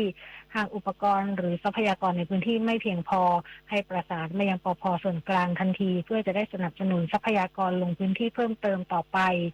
ปัจจุบันมีการประกาศพื้นที่ประสบภัยจากเหตุปะทะแล้ว7จังหวัด45อำเภอ336ตำบล4,087หมู่บ้านมีการเปิดศูนย์พักพิงชั่วคราวกว่า 1,000 แห่งมีผู้อพยพกว่า 370,000 รายจุฑามาสรักษาพันธ์รายงานได้อดีตแม่ทัพภาคที่2เยี่ยมให้กำลังใจผู้อพยพณศูนย์พักพิงชั่วคราวจังหวัดบุรีรัมย์มั่นใจว่าเจ้าหน้าที่ทุกฝ่ายกำลังทำหน้าที่อย่างเต็มที่เพื่อให้ทุกคนได้กลับบ้านอย่างปลอดภัยโดยเร็วที่สุดพลโทบุญสินภาคกลางอดีตแม่ทัพภาคที่2ลงพื้นที่เยี่ยมให้กำลังใจประชาชนผู้อพยพณศูนย์พักพิงชั่วคราวจังหวัดบุรีรัมย์จากสถานการณ์ความไม่สงบในพื้นที่ชายแดนไทยกัมพูชาโอกาสนี้นายปิยะปิจนำผู้ว่าราชการจังหวัดบุรีรัมย์ได้กล่าวรายงานสรุปผลการดำเนินงานของศูนย์พักพิงพร้อมนำเยี่ยมชมการปฏิบัติงานของเจ้าหน้าที่จากทุกภาคส่วนที่ร่วมกันดูแลความเป็นอยู่ความปลอดภัยและการอำนวยความสะดวกแก่ประชาชนอย่างเต็มกำลังพร้อมทั้งขอบคุณและให้กำลังใจเจ้าหน้าที่ที่เสียสละแรงกายแรงใจปฏิบัติหน้าที่เพื่อประเทศชาติและประชาชนจากนั้นพลโทบุญสินได้เดินเยี่ยมให้กำลังใจผู้อพยพภายในบริเวณเต็นท์พักอาศัยที่จังหวัดบุรีรัมย์จัดเตรียมไว้ปัจจุบันมีเต็นท์ขนาดใหญ่จำนวน11เต็นท์สามารถรองรับประชาชนได้กว่า10,000คนโดยมีการจัดระบบดูแลด้านอาหารการแพทย์และสาธารณูปโภคอย่างต่อเนื่องพลโทบุญสินกล่าวให้กำลังใจประชาชนและมั่นใจเจ้าหน้าที่ทุกฝ่ายกำลังทำหน้าที่อย่างเต็มที่เพื่อให้ทุกคนได้กลับบ้านอย่างปลอดภัยโดยเร็วที่สุดพิมพากาอุ้ยรำสวทบุรีรัมย์รายงานจบข่าวพิญโยรุ่งสมัยอ่านรับฟังข่าวครั้งต่อไปเวลา 23:00 น.ติดตามข่าวที่นำเสนอไปแล้วได้ที่ www.thainews.prd.go.th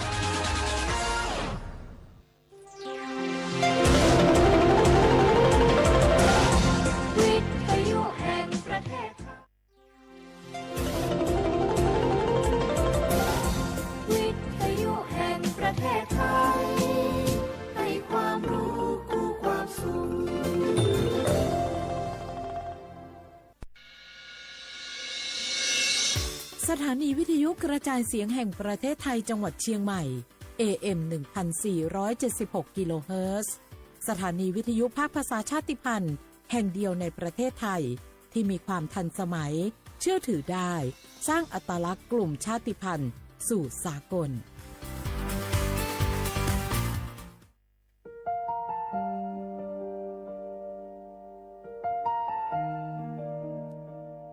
ขอน้อมเกล้าถวายอาลัย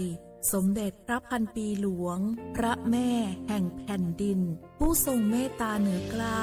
ขอพระองค์เสด็จสู่สวรรคาลัยข้าพระพุทธเจ้าข้าราชการและเจ้าหน้าที่สถานีวิทยุกระจายเสียงแห่งประเทศไทยจังหวัดเชียงใหม่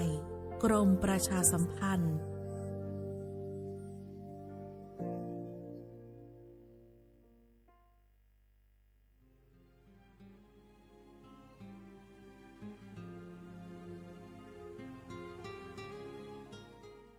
This is a moment of profound grief for the Kingdom of Thailand. We, the collective voices of Radio Thailand Chiang Mai, join the Thai nation in mourning the passing of our beloved Queen Martha, Her Majesty Queen Sirikit. Her life was a testament to the unwavering service, grace, and deep love for the Thai people. Our humble condolences and thoughts are with His Majesty the King, the royal family, and all the Thai people during this deeply sorrowful time. We will remember her forever.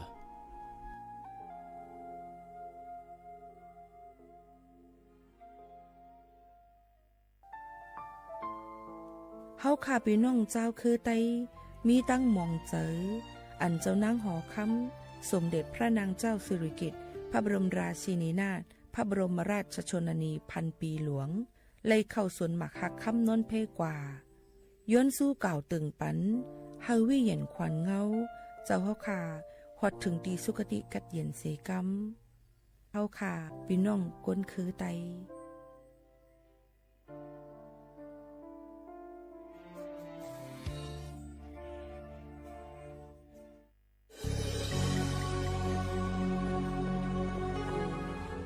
เกิดเป็นคนไทยเติบโตบนผืนแผ่นดินไทยจงภูมิใจในความเป็นไทยชาติไทยเรานั้นนับเป็นชาติที่มีความเป็นมาเก่าแก่ยาวนานเรามีภาษาวัฒนธรรมและมีสิ่งต่างๆที่เป็นเอกลักษณ์ให้เราได้ภาคภูมิใจในความเป็นคนไทย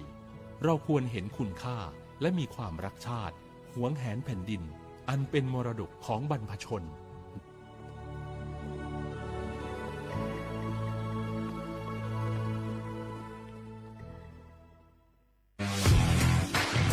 รัฐบาลไทยประกาศสงครามสแกมเมอร์รัฐบาลจึงได้ประกาศสงครามกับสแกมเมอร์ในฐานะที่สแกมเมอร์เป็นวาระแห่งชาติและในวันนี้ผมก็ได้ใช้โอกาสนี้มารายงานความคืบหน้าและเน้นย้ำถึงสิ่งที่เราต้องร่วมกันทำต่อไปรัฐบาลได้จัดตั้งคณะกรรมการอำนวยการป้องกันและปราบปรามอาชญากรรมทางเทคโนโลยีขึ้นมาโดยมีผมเป็นประธานด้วยตนเองเพื่อให้ทุกหน่วยงานทำงานไปในทิศทางเดียวกันเราได้มีการลงนามบันทึกความเข้าใจระหว่าง 15 หน่วยงานหลักทั้งภาครัฐและภาคเอกชนตลอดจนสถาบันการเงินเพื่ออุดช่องโหว่ทางการเงินและตัดเส้นทางเงินของกระบวนการอาชญากรรมเหล่านี้ให้สิ้นซากรวมพลังคนไทยต้านภัยสแกมเมอร์นายอนุทินชาญวีรกูลนายกรัฐมนตรี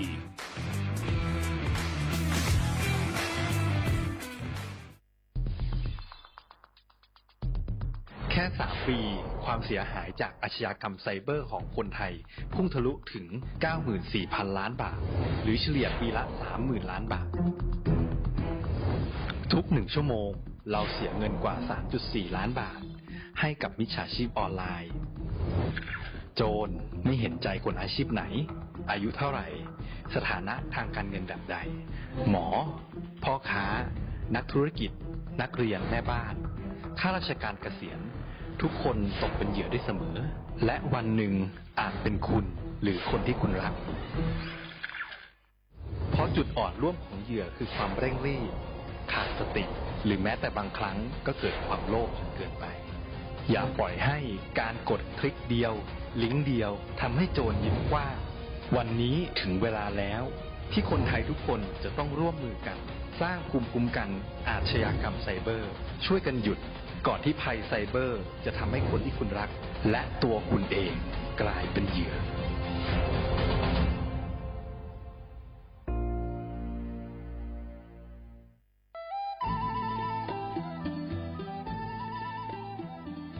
จังหวัดลำพูนโดยสำนักงานวัฒนธรรมจังหวัดลำพูนขอเชิญชวนทุกท่านร่วมย้อนวันวานสัมผัสมนต์เสน่ห์ตลาดวัฒนธรรมถนนสายวัฒนธรรมย่านเมืองเก่าข่วง1,400ถนนรถแก้วชวนมาชมชิมช็อปกับสินค้าพื้นเมืองของกิ่งบ้านเฮามากกว่า100ร้านค้าพร้อมชมการแสดงศิลปะวัฒนธรรมล้านนาและกิจกรรมดีๆจากชุมชนท้องถิ่นทุกวันเสาร์และอาทิตย์ตั้งแต่วันที่25ตุลาคม2568ถึง4มกราคม2569ระหว่างเวลา 14 นาฬิกาถึง 21 นาฬิกาณตลาดวัฒนธรรมถนนสายวัฒนธรรมย่านเมืองเก่าข่วง1,400ถนนรถแก้วอำเภอเมืองลำพูนจังหวัดลำพูน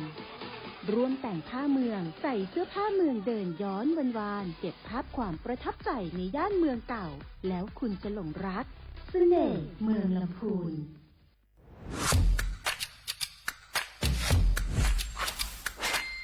กลับมาแล้ววันนี้กับโครงการคนละครึ่ง plus รัฐออกครึ่งประชาชนออกครึ่งช่วยเศรษฐกิจไทยหมุนเวียนเติบโตถ้าเราช่วยกัน plus ต่อยอดให้เศรษฐกิจไทยเติบโตอย่างยั่งยืนด้วย5 plus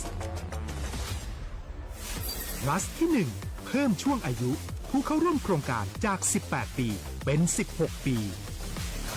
plus ที่ 2 เพิ่มวงเงินใช้จ่ายจาก150 บาทเป็น200 บาทเพิ่มพลังซื้อของประชาชนเพื่อกระตุ้นการหมุนเวียนในระบบเศรษฐกิจฐานรากลดภาระค่าครองชีพ plus ที่ 3 เพิ่มสิทธิพิเศษด้วยการดูแลผู้ที่อยู่ในระบบภาษีให้ได้รับสิทธิพิเศษมากขึ้นเพื่อสร้างแรงจูงใจ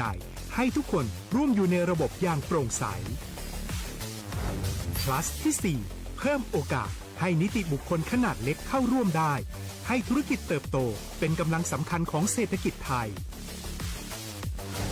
plus ที่ 5 เพิ่มทักษะใหม่เพื่อพัฒนาให้ร้านค้านำความรู้ใหม่ๆมาช่วยเพิ่มยอดขายลดต้นทุนเรียนรู้เติบโตและปรับตัวไปกับเทคโนโลยีใหม่เพื่อสร้างเศรษฐกิจที่แข็งแกร่งจากคนละครึ่งสู่คนละครึ่ง plus ไม่ว่าจะสั่งข้าวคนละจานชาเขียวคนละแก้วขนมเค้กคนละชิ้นหรือหลายๆชิ้นก็ใช้ส่วนลดได้ทันทีสูงสุดวันละ200 บาทแถมใช้กับฟู้ดเดลิเวอรี่ก็ยังได้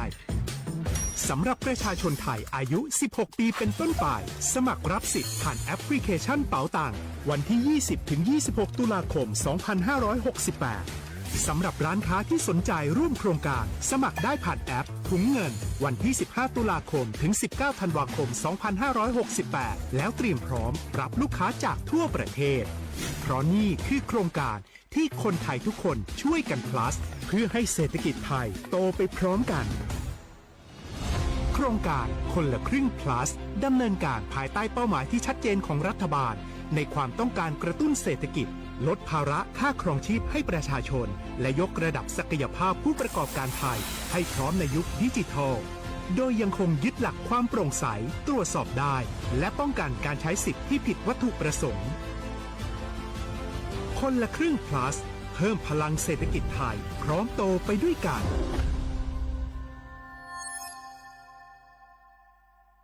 นี่รู้กันไหมสิทธิบัตรทองหรือบัตร30 บาทเป็นสิทธิหลักประกันสุขภาพตามกฎหมายที่ช่วยคุ้มครองคนไทยทุกคนให้เข้าถึงบริการสุขภาพที่จำเป็นโดยไม่ต้องเสียค่าใช้จ่ายเลยนะครอบคลุมทั้งการรักษาพยาบาลการป้องกันโรคการฟื้นฟูสมรรถภาพทางการแพทย์เรียกว่าช่วยให้คนไทยอุ่นใจกันเลยทีเดียวสอบถามเพิ่มเติมสายด่วนสปสช1330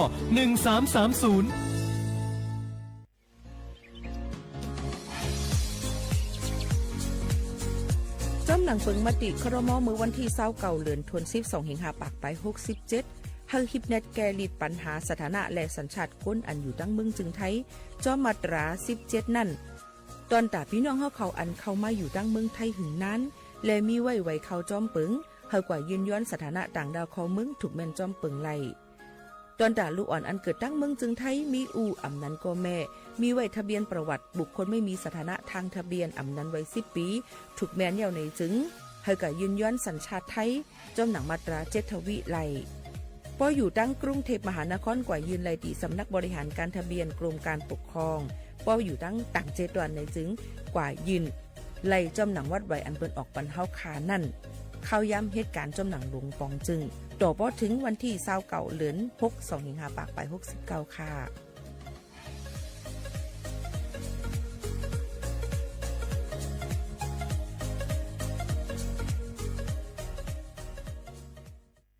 พี่น้องเขาสนใจใครปืนเผาผ่านตั้งห้องเปิดเสียงสวทเก้งใหม่ปั่นตั้งหูห่มปาดังมีดังซื้อถ่อมแจ้งแล้งหลีกว่าไก่ในปืนตีเจดอนเก้งใหม่กับสืบมาเลยดีสวทเก้งใหม่หมายฝน053-276-068และ092-246-8579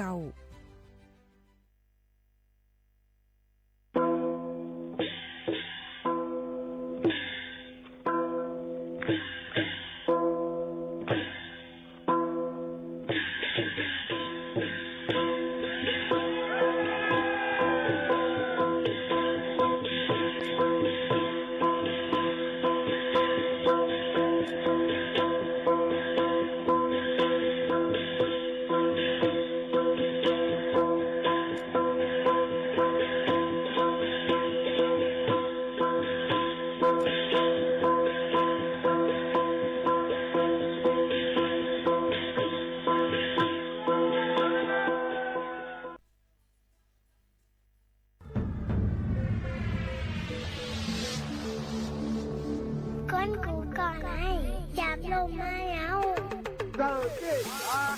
ก้นเคยมีตั้งพัดเขาโอยจังจานขึ้นบนโลกอย่าลืมค่ะนะอย่าลืมขึ้นลูก ค่ะนะพี่หน่อยได้ให้เขา 1 2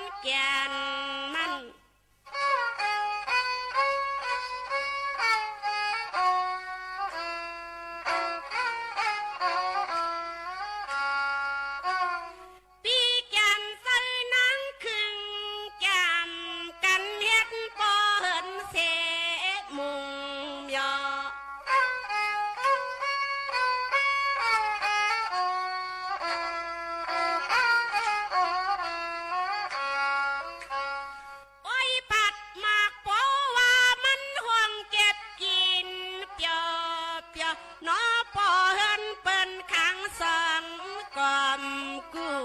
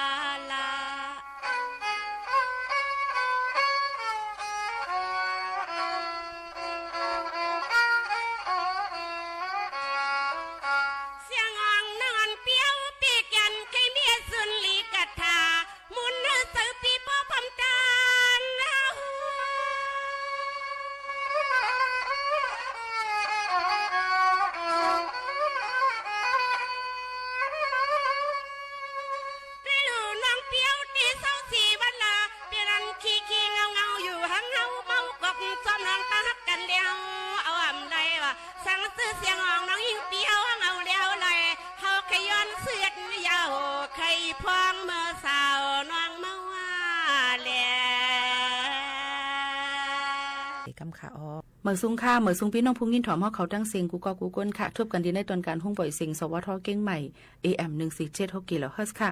เมื่อได้ถึงมาวันเสาร์ที่13เดือน12 2เหงปลาย25เนี่ยค่ะ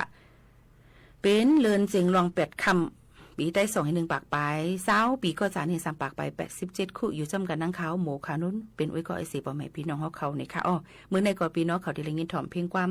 ป่านเก่าฝากตัวเนียนจู้ถึงพี่น้องเขาแคนดอเปิ้งมุงม่องปันเฮียงเหยียนนำเสกำค่ะอ๋อนี่น้องยิง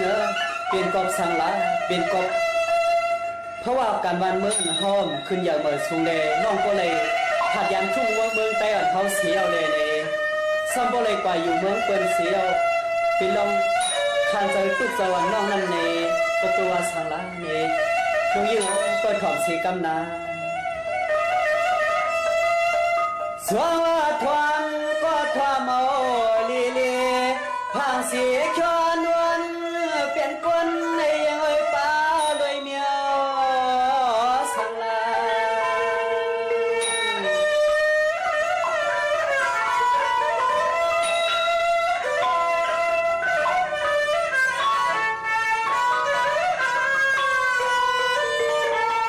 ก็เพราะว่านอนปีทุกขานาอำเลยเสือสาจังนางเปิ้นเพื่อนาเตือนห่วงเอากำเสือกำคนสู่น้องยิงวันเปยหัน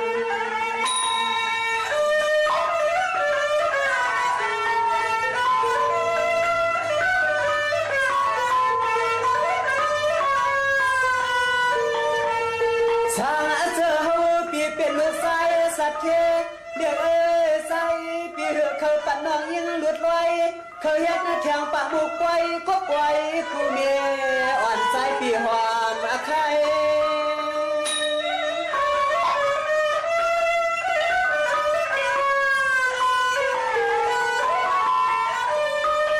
เพื่อนั้นน้องหอดถึงเสียเวียงอย่าเสืออ่อนน้องแหลกลาย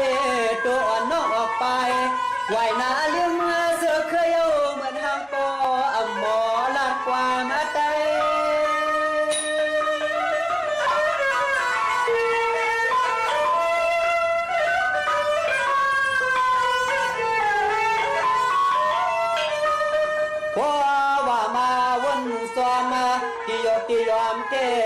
าเลยปานบ้านเมืองก็อำสามยาถึงตีสุนอปอไหลออกกว่าหาเลี้ยงตัวเลี้ยงเสเลี้ยงคอนสุนเอากำมันเปลี่ยนเตลงใน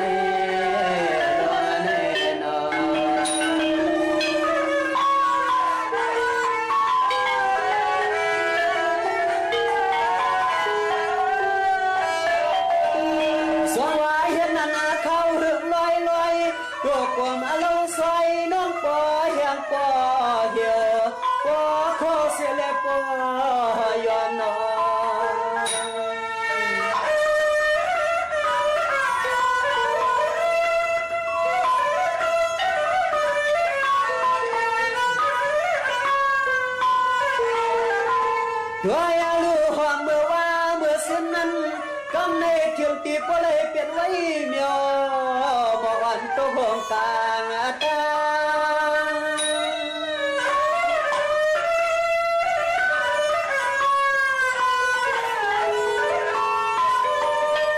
น้องกำในเขาเปลี่ยนหมอกลงหน้าอ่อนเรียกพี่เพื่อนเพอเลยหันในตัววันในก็โปเรียกเสือเรียกสวามานา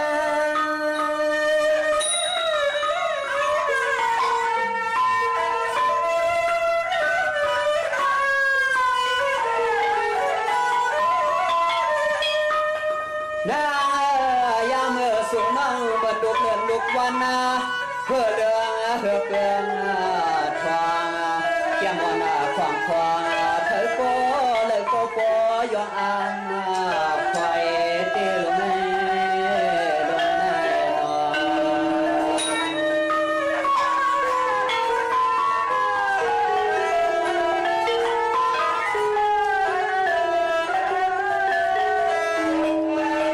น้องกำในถึงตีโปเลยตัวขี้ตัวเง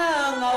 เอาตัวนางสุมาเปลี่ยนปืนลองตังซาเทเลตาลีนอ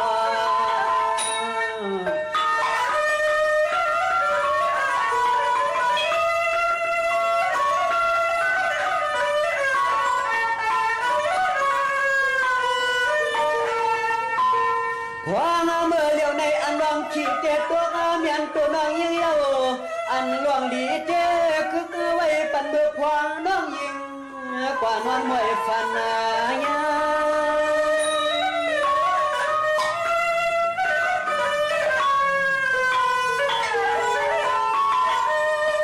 น้องเมื่อนั้นเด็กก็เปื่อน้องก็วนเสลองวนลองเปียวลองจอซ้ำอวนภายนาถึงตีเปเลยทบเมียนโยตาวันเปิงโคลามาซา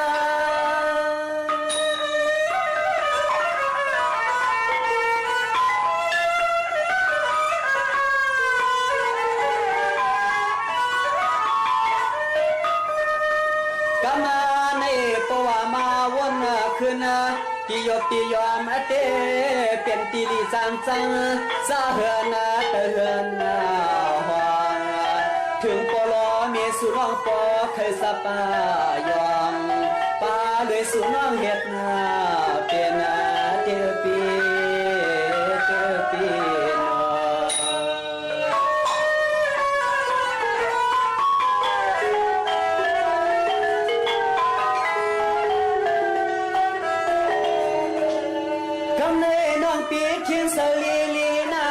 เสียแล้วให้วันไงน้องหยิบปั้นกว่าก็บอกขึ้นวัดขึ้นก่อนเสียเลยย้อนไว้สู้เอาหน้า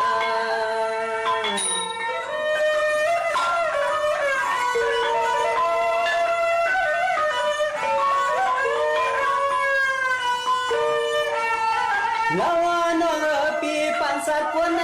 เหมือนน้ำไหลปนเกลียวเย้ยมันเอาไหลปอกมาคืน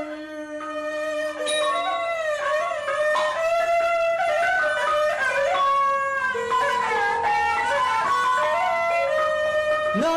เมื่อซาดาเก่าปันก่อนน้องอ่อนปีถูกนี้ถึงปีป้อเลยตอบควับอำลวดยานเย้ยเย้ยมาตอบมาปานวันนาเสือน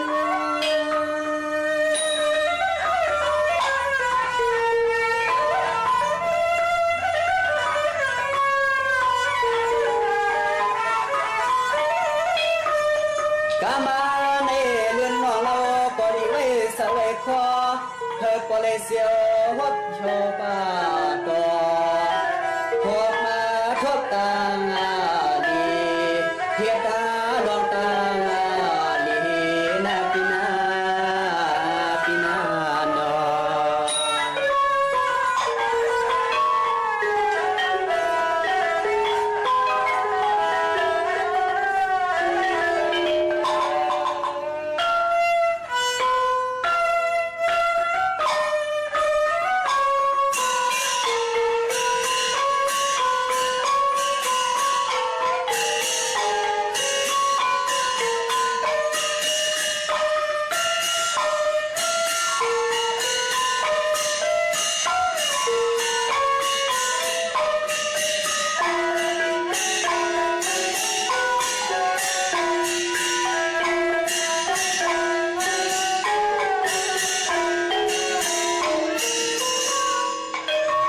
วันมื้อในก็ได้เลยยินถ่อมป้าร่างเพลงความปานเก่าว่าเป็นเพลงความปานเก่าที่เปิดไว้ห้ำหึงอิดอ่อนหนึ่งเฮาพี่น้องเขาเปียวมนต์ซื่อสาดใจจ้อมกันเสื้อหนังไหนค่ะสืบยินถ่อมด้วยเพลงความปานเก่าซิส่งขึ้นมาอุบมาโอกันแช่งกำหนึ่งค่ะ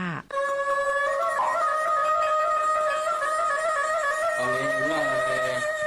ฮักกันแน่อำไรกันแน่ไม่เจอปีอยู่มันไม่เป็นเส้นที่มันนั่นเลยไปขอนแน่น้องฮักเปีย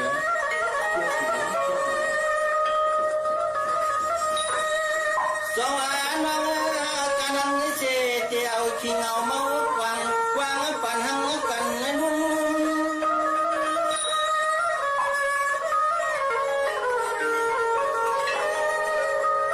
สุ่มเสียลังเสียงนางเราจึงเป็นเลยลีนอ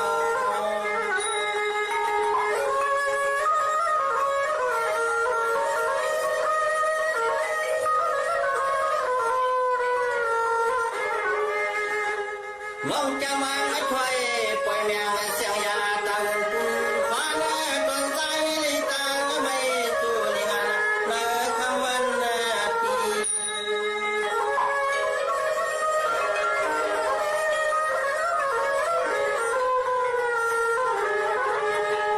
ขี้เตยิงขี้เตนอทุกข้อทำมาวนเมืองกวน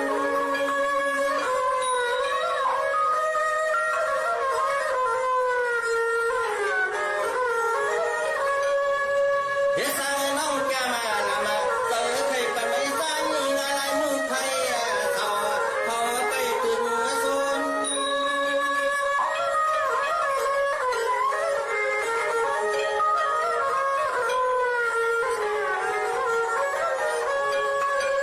วันนั้นอีเปียนอปิกานาลามาเจอไทยในไรปันแมงกันน้องน้อง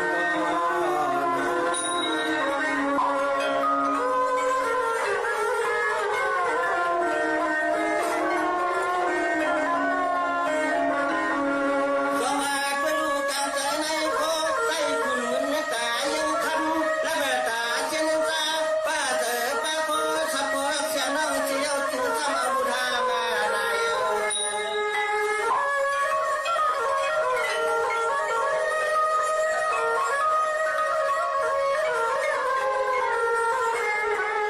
ยิ่งในเฮาใครตายเป็ดเสียมือปีปนเงินปนมาปนอตาตัดหมายเกินปนในเมือง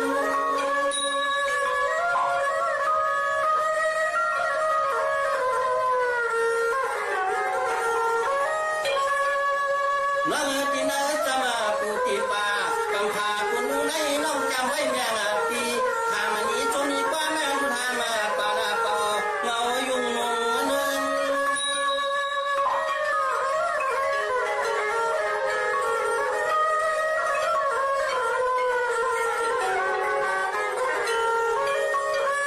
เมื่อไงเลยเฮาพี่ก็ไปเปียงจมขานาพาปามาพัวเหมือนยังเห็นเพียงยาเกิน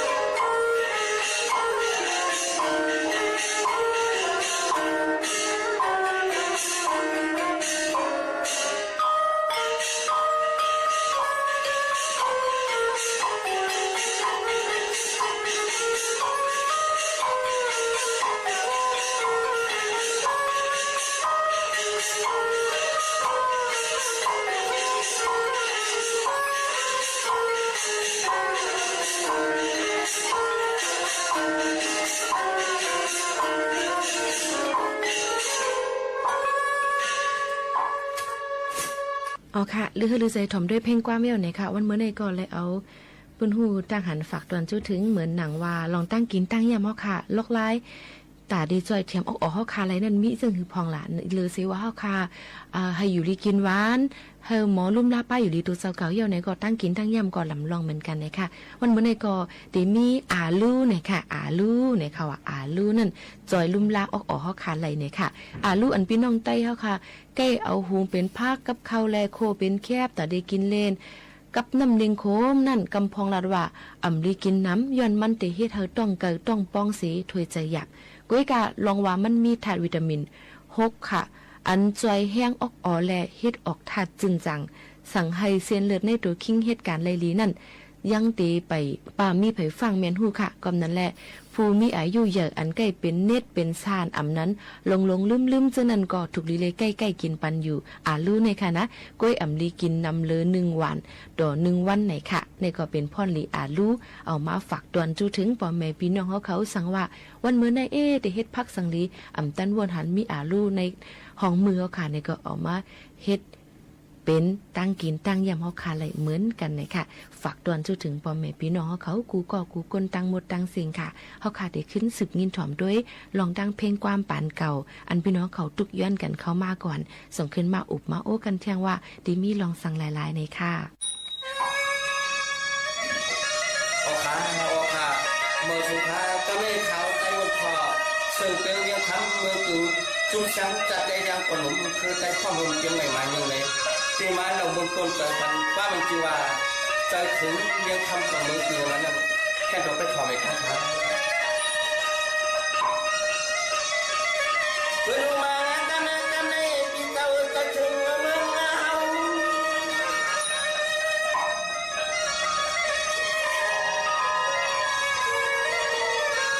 เวลาตัวนี้ว่าเตลอยจำไปต้องเมืองเกลือ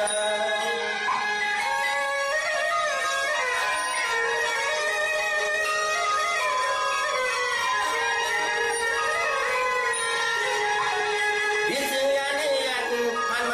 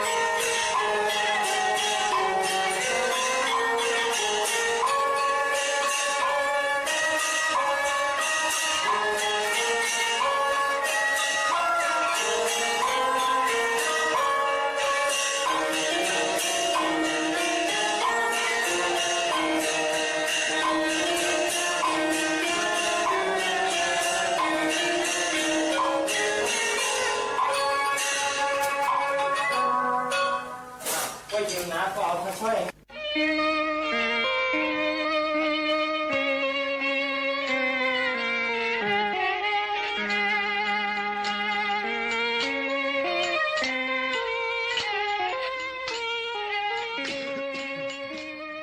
ย่ามเดี๋ยวไหนข้าวขอก็มีรองคอสุดท้ายก็มังกรก็หญิงช่ำสายแหละสักหนาพี่น้องขอย่ามเดี๋ยวไหนน้องอันก็ชุ่มพิงเงสะใต้เขาขาวันจะมุ่งมู่ไหนก็คัดใจป้าควายแหละหนังพี่น้องเขาผู้ไรมุงไรหันไรถอนไรยินไรหู้ลงจัดเขาขาในปีนี้สังคาเลเนี่ยลองจัดอันว่าลองหู้ตั้งจางตั้งหมอลองสั่งสอนได้มีจึงหือนึงแค่ดอพี่น้องขอเปิดถอนเปิดยินเปิดมุงเปิดหันเขาขาตีเนว่าย่ามเดี๋ยวไหนมีอย่างไหนเว้งเอาค่ะ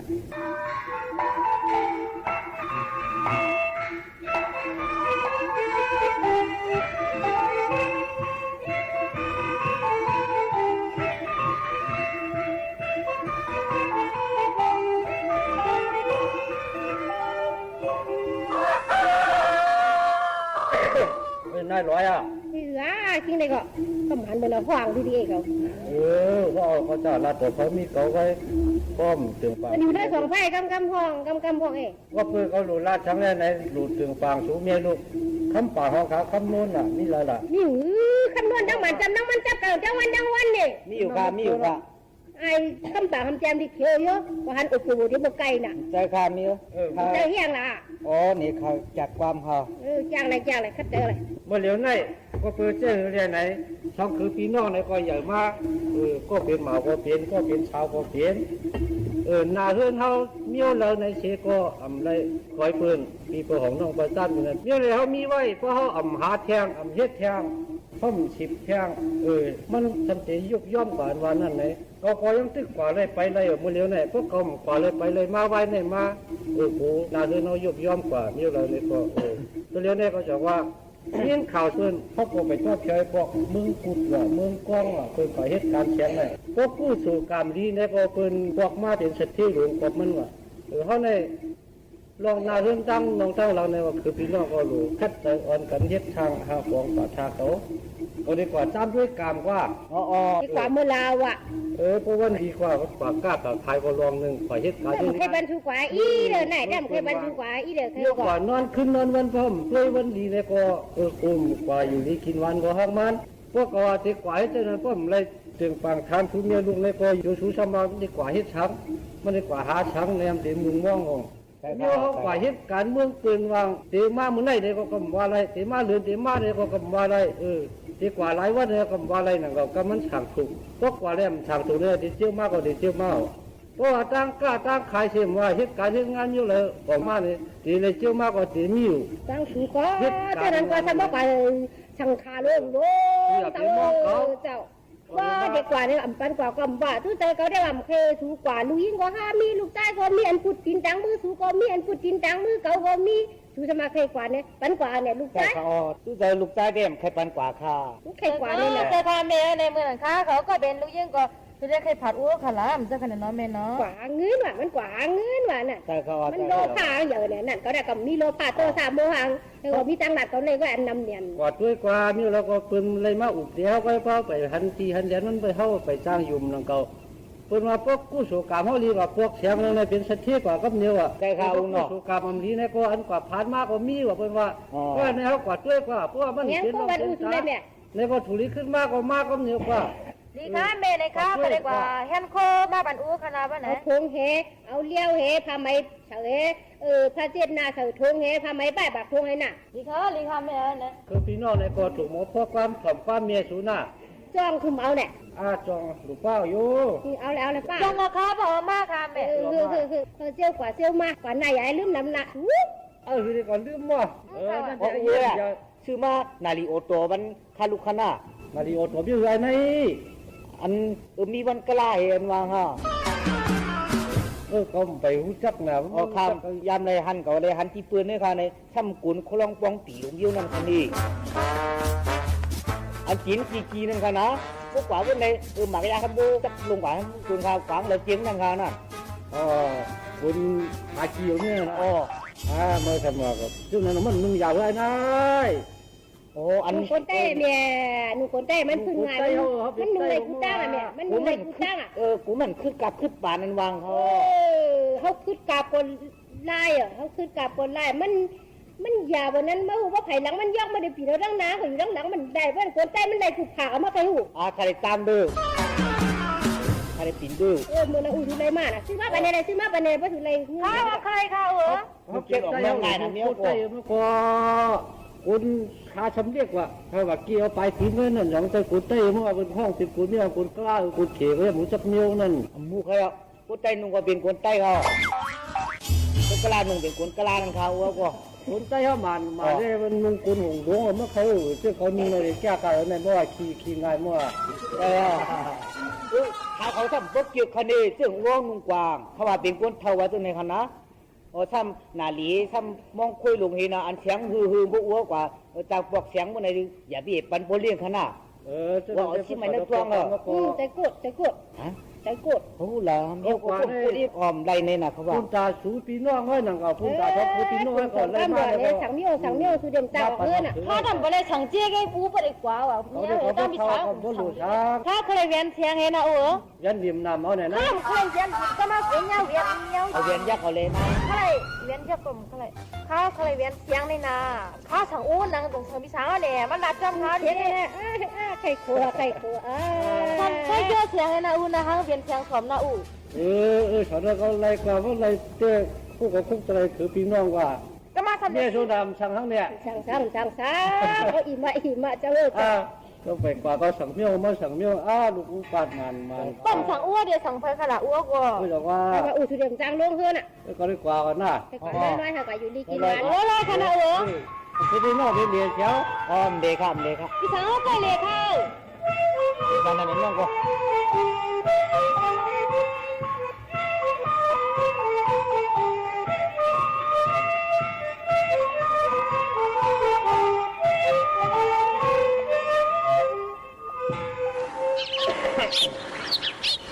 กันเลยไปโกไปตีก่อนมีถุงเรียนยาวไว้ไปโก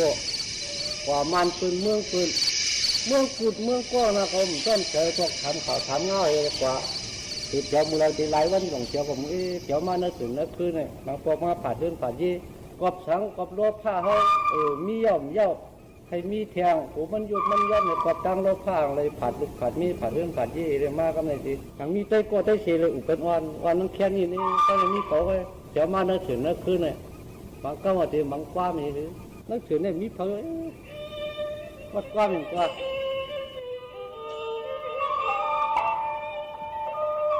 มาในปีตะกินไปจันวังไปเชจันตังยันเชยนังก็ใจที่พัดพักไว้ไกล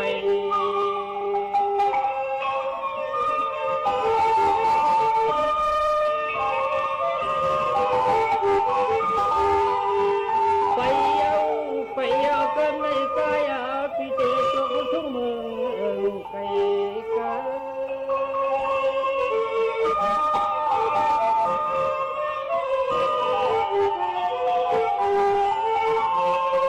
จะอยู่จางป่าเขาในตัวหมู่ให้ตนสองรอย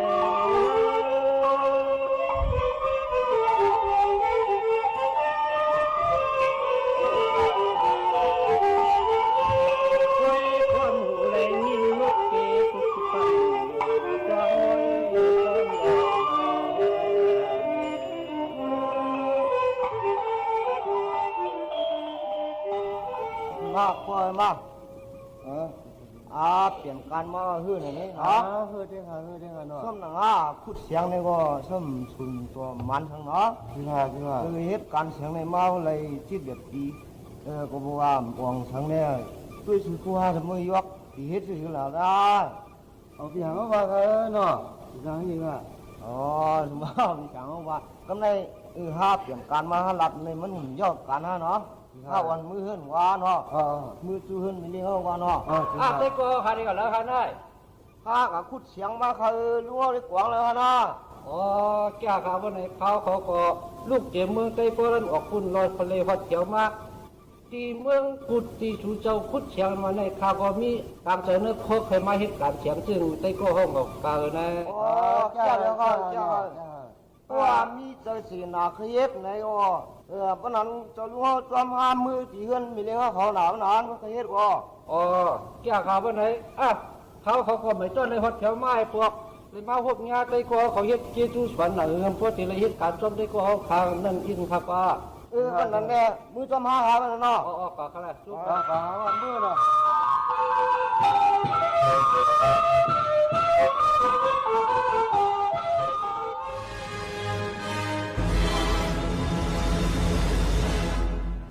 สมมติจำสิ่งสิแหละตีย้อนผัดยันพี่น้องเขามือก่อนส่งขึ้นมาพบมาทบกันแช่งค่ะตอนแต่วันเมื่อในย้อนสู้ปันกูก้นเฮาเหตุการณ์สังกอต่อก่อสังกอเฮอมันนาการไฮเตอร์ตอนลื่นสุดย้อนผัดยันมือสิแหละเฮอเลยอายุยาวยืนห่างหลีกึกปืนกันกูก้นเสผัดยันมือก่อนค่ะส่งขึ้นมาพบมาทบซ้อมค่ะเฮายิงหมูขาวนุ่นก้นก็เก่าตั้งห้องปล่อยเสียงสถานีวิทยุกระจายเสียงแห่งประเทศไทยและเครือข่ายทั่วประเทศเสนอข่าวต้นชั่วโมงรู้เร็วรู้จริงเกาะติดทุกสถานการณ์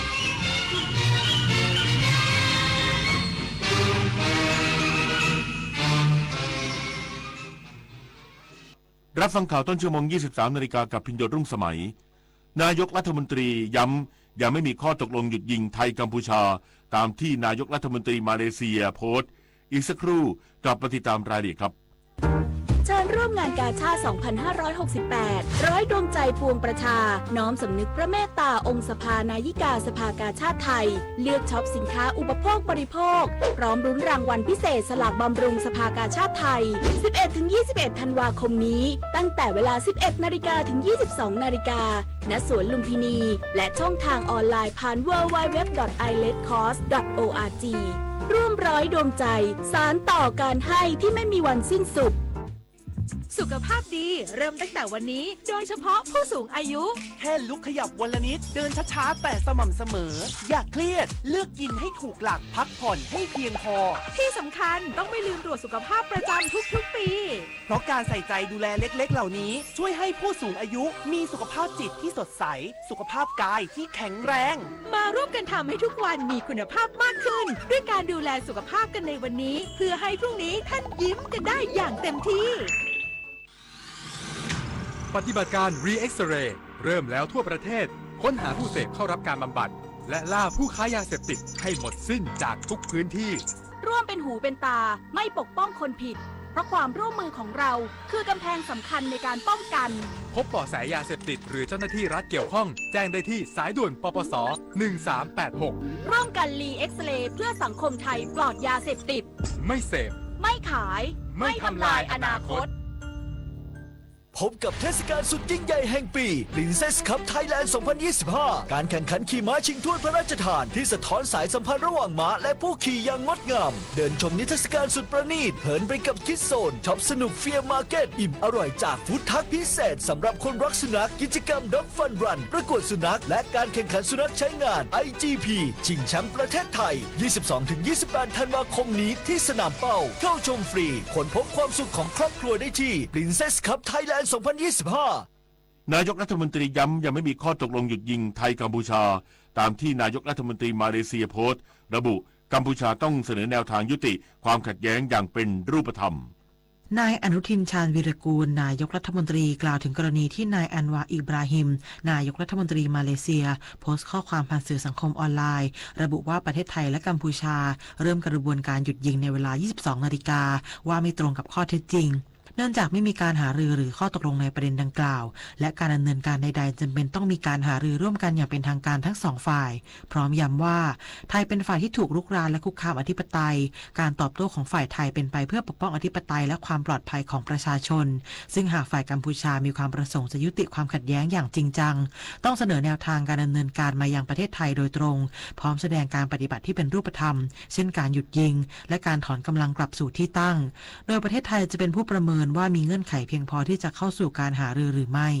สำหรับกรณีที่ฝ่ายกัมพูชาไม่เปิดด่านให้คนไทยเดินทางกลับประเทศนายกรัฐมนตรีระบุว่าคนไทยมีสิทธิ์เดินทางกลับประเทศและกลับภูมิลำเนาได้ตลอดเวลาโดยหวังว่าจะไม่เกิดการนำประชาชนมาเป็นตัวประกันในสถานการณ์ความขัดแย้งและยืนยันว่ารัฐบาลได้เตรียมแผนรองรับสถานการณ์ต่างๆไว้แล้วชวิสาประทุมมารายงานชายแดนสุรินทร์เสียงกระสุนปืนใหญ่ยังดังต่อเนื่องตลอดทั้งวันส่วนพนมดงรัก BM21 ตกหลายชุดไม่มีรายงานผู้บาดเจ็บหรือเสียชีวิตนายสุทธิโรจน์เจริญธนศักดิ์นายอำเภอกาบเชิงจังหวัดสุรินทร์เปิดเผยสถานการณ์ในพื้นที่ชายแดนไทยกัมพูชาบริเวณอำเภอกาบเชิงในวันนี้จนถึงขณะนี้ว่ายังคงมีการสู้รบปะทะกันอย่างหนักโดยฝ่ายไทยมุ่งยึดคืนพื้นที่บริเวณปราสาทคณาและช่องระยีทำให้ฝ่ายกัมพูชาตอบโต้ด้วยอาวุธปืนทุกชนิดจึงได้แจ้งเตือนให้ชรบทุกหมู่บ้านเข้าที่กำบังเพื่อความปลอดภัยเช่นเดียวกับที่อำเภอพนมดงรักนายแทนชนชุมเกษียณปลัดอำเภอหัวหน้ากลุ่มงานบริหารงานปกครองรักษาราชการแทนนายอำเภอพนมดงรักรายงานว่าพบการตกของกระสุน BM21 หลายชุดในพื้นที่ตลอดทั้งวันรวมแล้วกว่า300ลูกล่าสุดเมื่อเวลา 14:30 น.ตกในไร่มันสำปะหลังของเกษตรกรจำนวน3ลูกบ้านเรือนราษฎรเสียหาย1หลังยังไม่มีผู้บาดเจ็บหรือเสียชีวิตซึ่งทางจังหวัดได้เน้นย้ำให้ประชาชนและเจ้าหน้าที่อยู่ในที่ปลอดภัยพร้อมติดตามสถานการณ์อย่างใกล้ชิดกฤษดาสุนทรสวทสุรินทร์รายงานเลขาธิการคณะกรรมการการอาชีวศึกษามอบรางวัลการแข่งขันสตรีมเมอร์อีคอมเมิร์ซจีนนานาชาติชูศักยภาพอาชีวะไทยสู่เวทีโลกนายศพลเวนุโกเศษเลขาธิการคณะกรรมการการอาชีวศึกษาเป็นประธานมอบเกียรติบัตรและรางวัลการแข่งขันสตรีมเมอร์อีคอมเมิร์ซจีนนานาชาติระดับภูมิภาคปี 2568 เขตพื้นที่การแข่งขันประเทศไทยพร้อมกล่าวว่าการแข่งขันสตรีมเมอร์อีคอมเมิร์ซจีนนานาชาติครั้งนี้มีวิทยาลัยอาชีวศึกษาทั่วประเทศเข้าร่วมกว่า 62 ทีมสะท้อนถึงศักยภาพความมุ่งมั่นและความพร้อมของผู้เรียนอาชีวศึกษาไทยที่มุ่งพัฒนาทักษะด้านดิจิทัล Creative Content และอีคอมเมิร์ซซึ่งเป็นทักษะสำคัญในระบบเศรษฐกิจยุคใหม่และเป็นเวทีสร้างโอกาสให้ผู้เรียนได้ฝึกฝนทักษะสำคัญแห่งศตวรรษที่ 21 ทั้งด้านการสื่อสารการผลิตสื่อดิจิทัลการทำงานเป็นทีมและการใช้เทคโนโลยีดิจิทัลอย่างมีประสิทธิภาพก้าวทันความเปลี่ยนแปลงในโลกยุคปัจจุบันโดยผลการแข่งขันแบ่งเป็น2ประเภทได้แก่ประเภทวิดีโอสั้นและประเภทไลฟ์สตรีมซึ่งผู้ชนะจะเป็นตัวแทนประเทศไทยเข้าชิงชนะเลิศระดับนานาชาติระหว่างวันที่ 27 ถึง 30 ธันวาคม 2568 ณ สาธารณรัฐประชาชนจีนโดยมีตัวแทนจากประเทศรัสเซียมาเลเซียและปากีสถานเข้าร่วมการแข่งขันปุรินทร์สอนการรายงานจบข่าวพิญญรุ่งสมัยอ่านและฟังข่าวครั้งต่อไปเวลา 6 นาฬิกาติดตามข่าวที่นำเสนอไปแล้วได้ที่ www.thainews.prd.go.th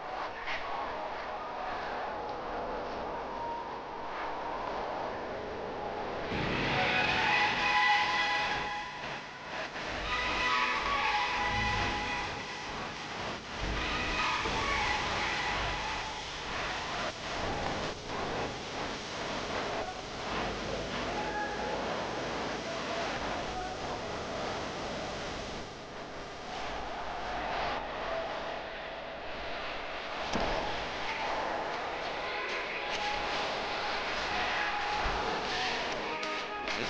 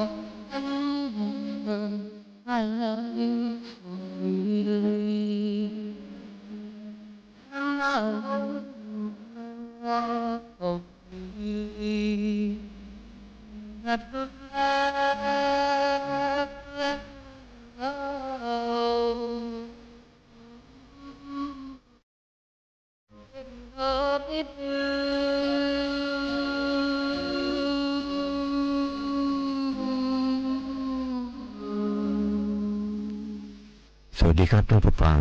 ก็มาพบกันกับรายการนะครับซึ่งเราก็จะมาพบกันทุกค่ำคืนวันเสาร์แล้วก็วันอาทิตย์ทางสถานีวิทยุกระจายเสียงแห่งประเทศไทย AM ความถี่819กิโลเฮิรตซ์แล้วก็ FM 93.5 เมกะเฮิรตซ์นะครับ2คลื่นใน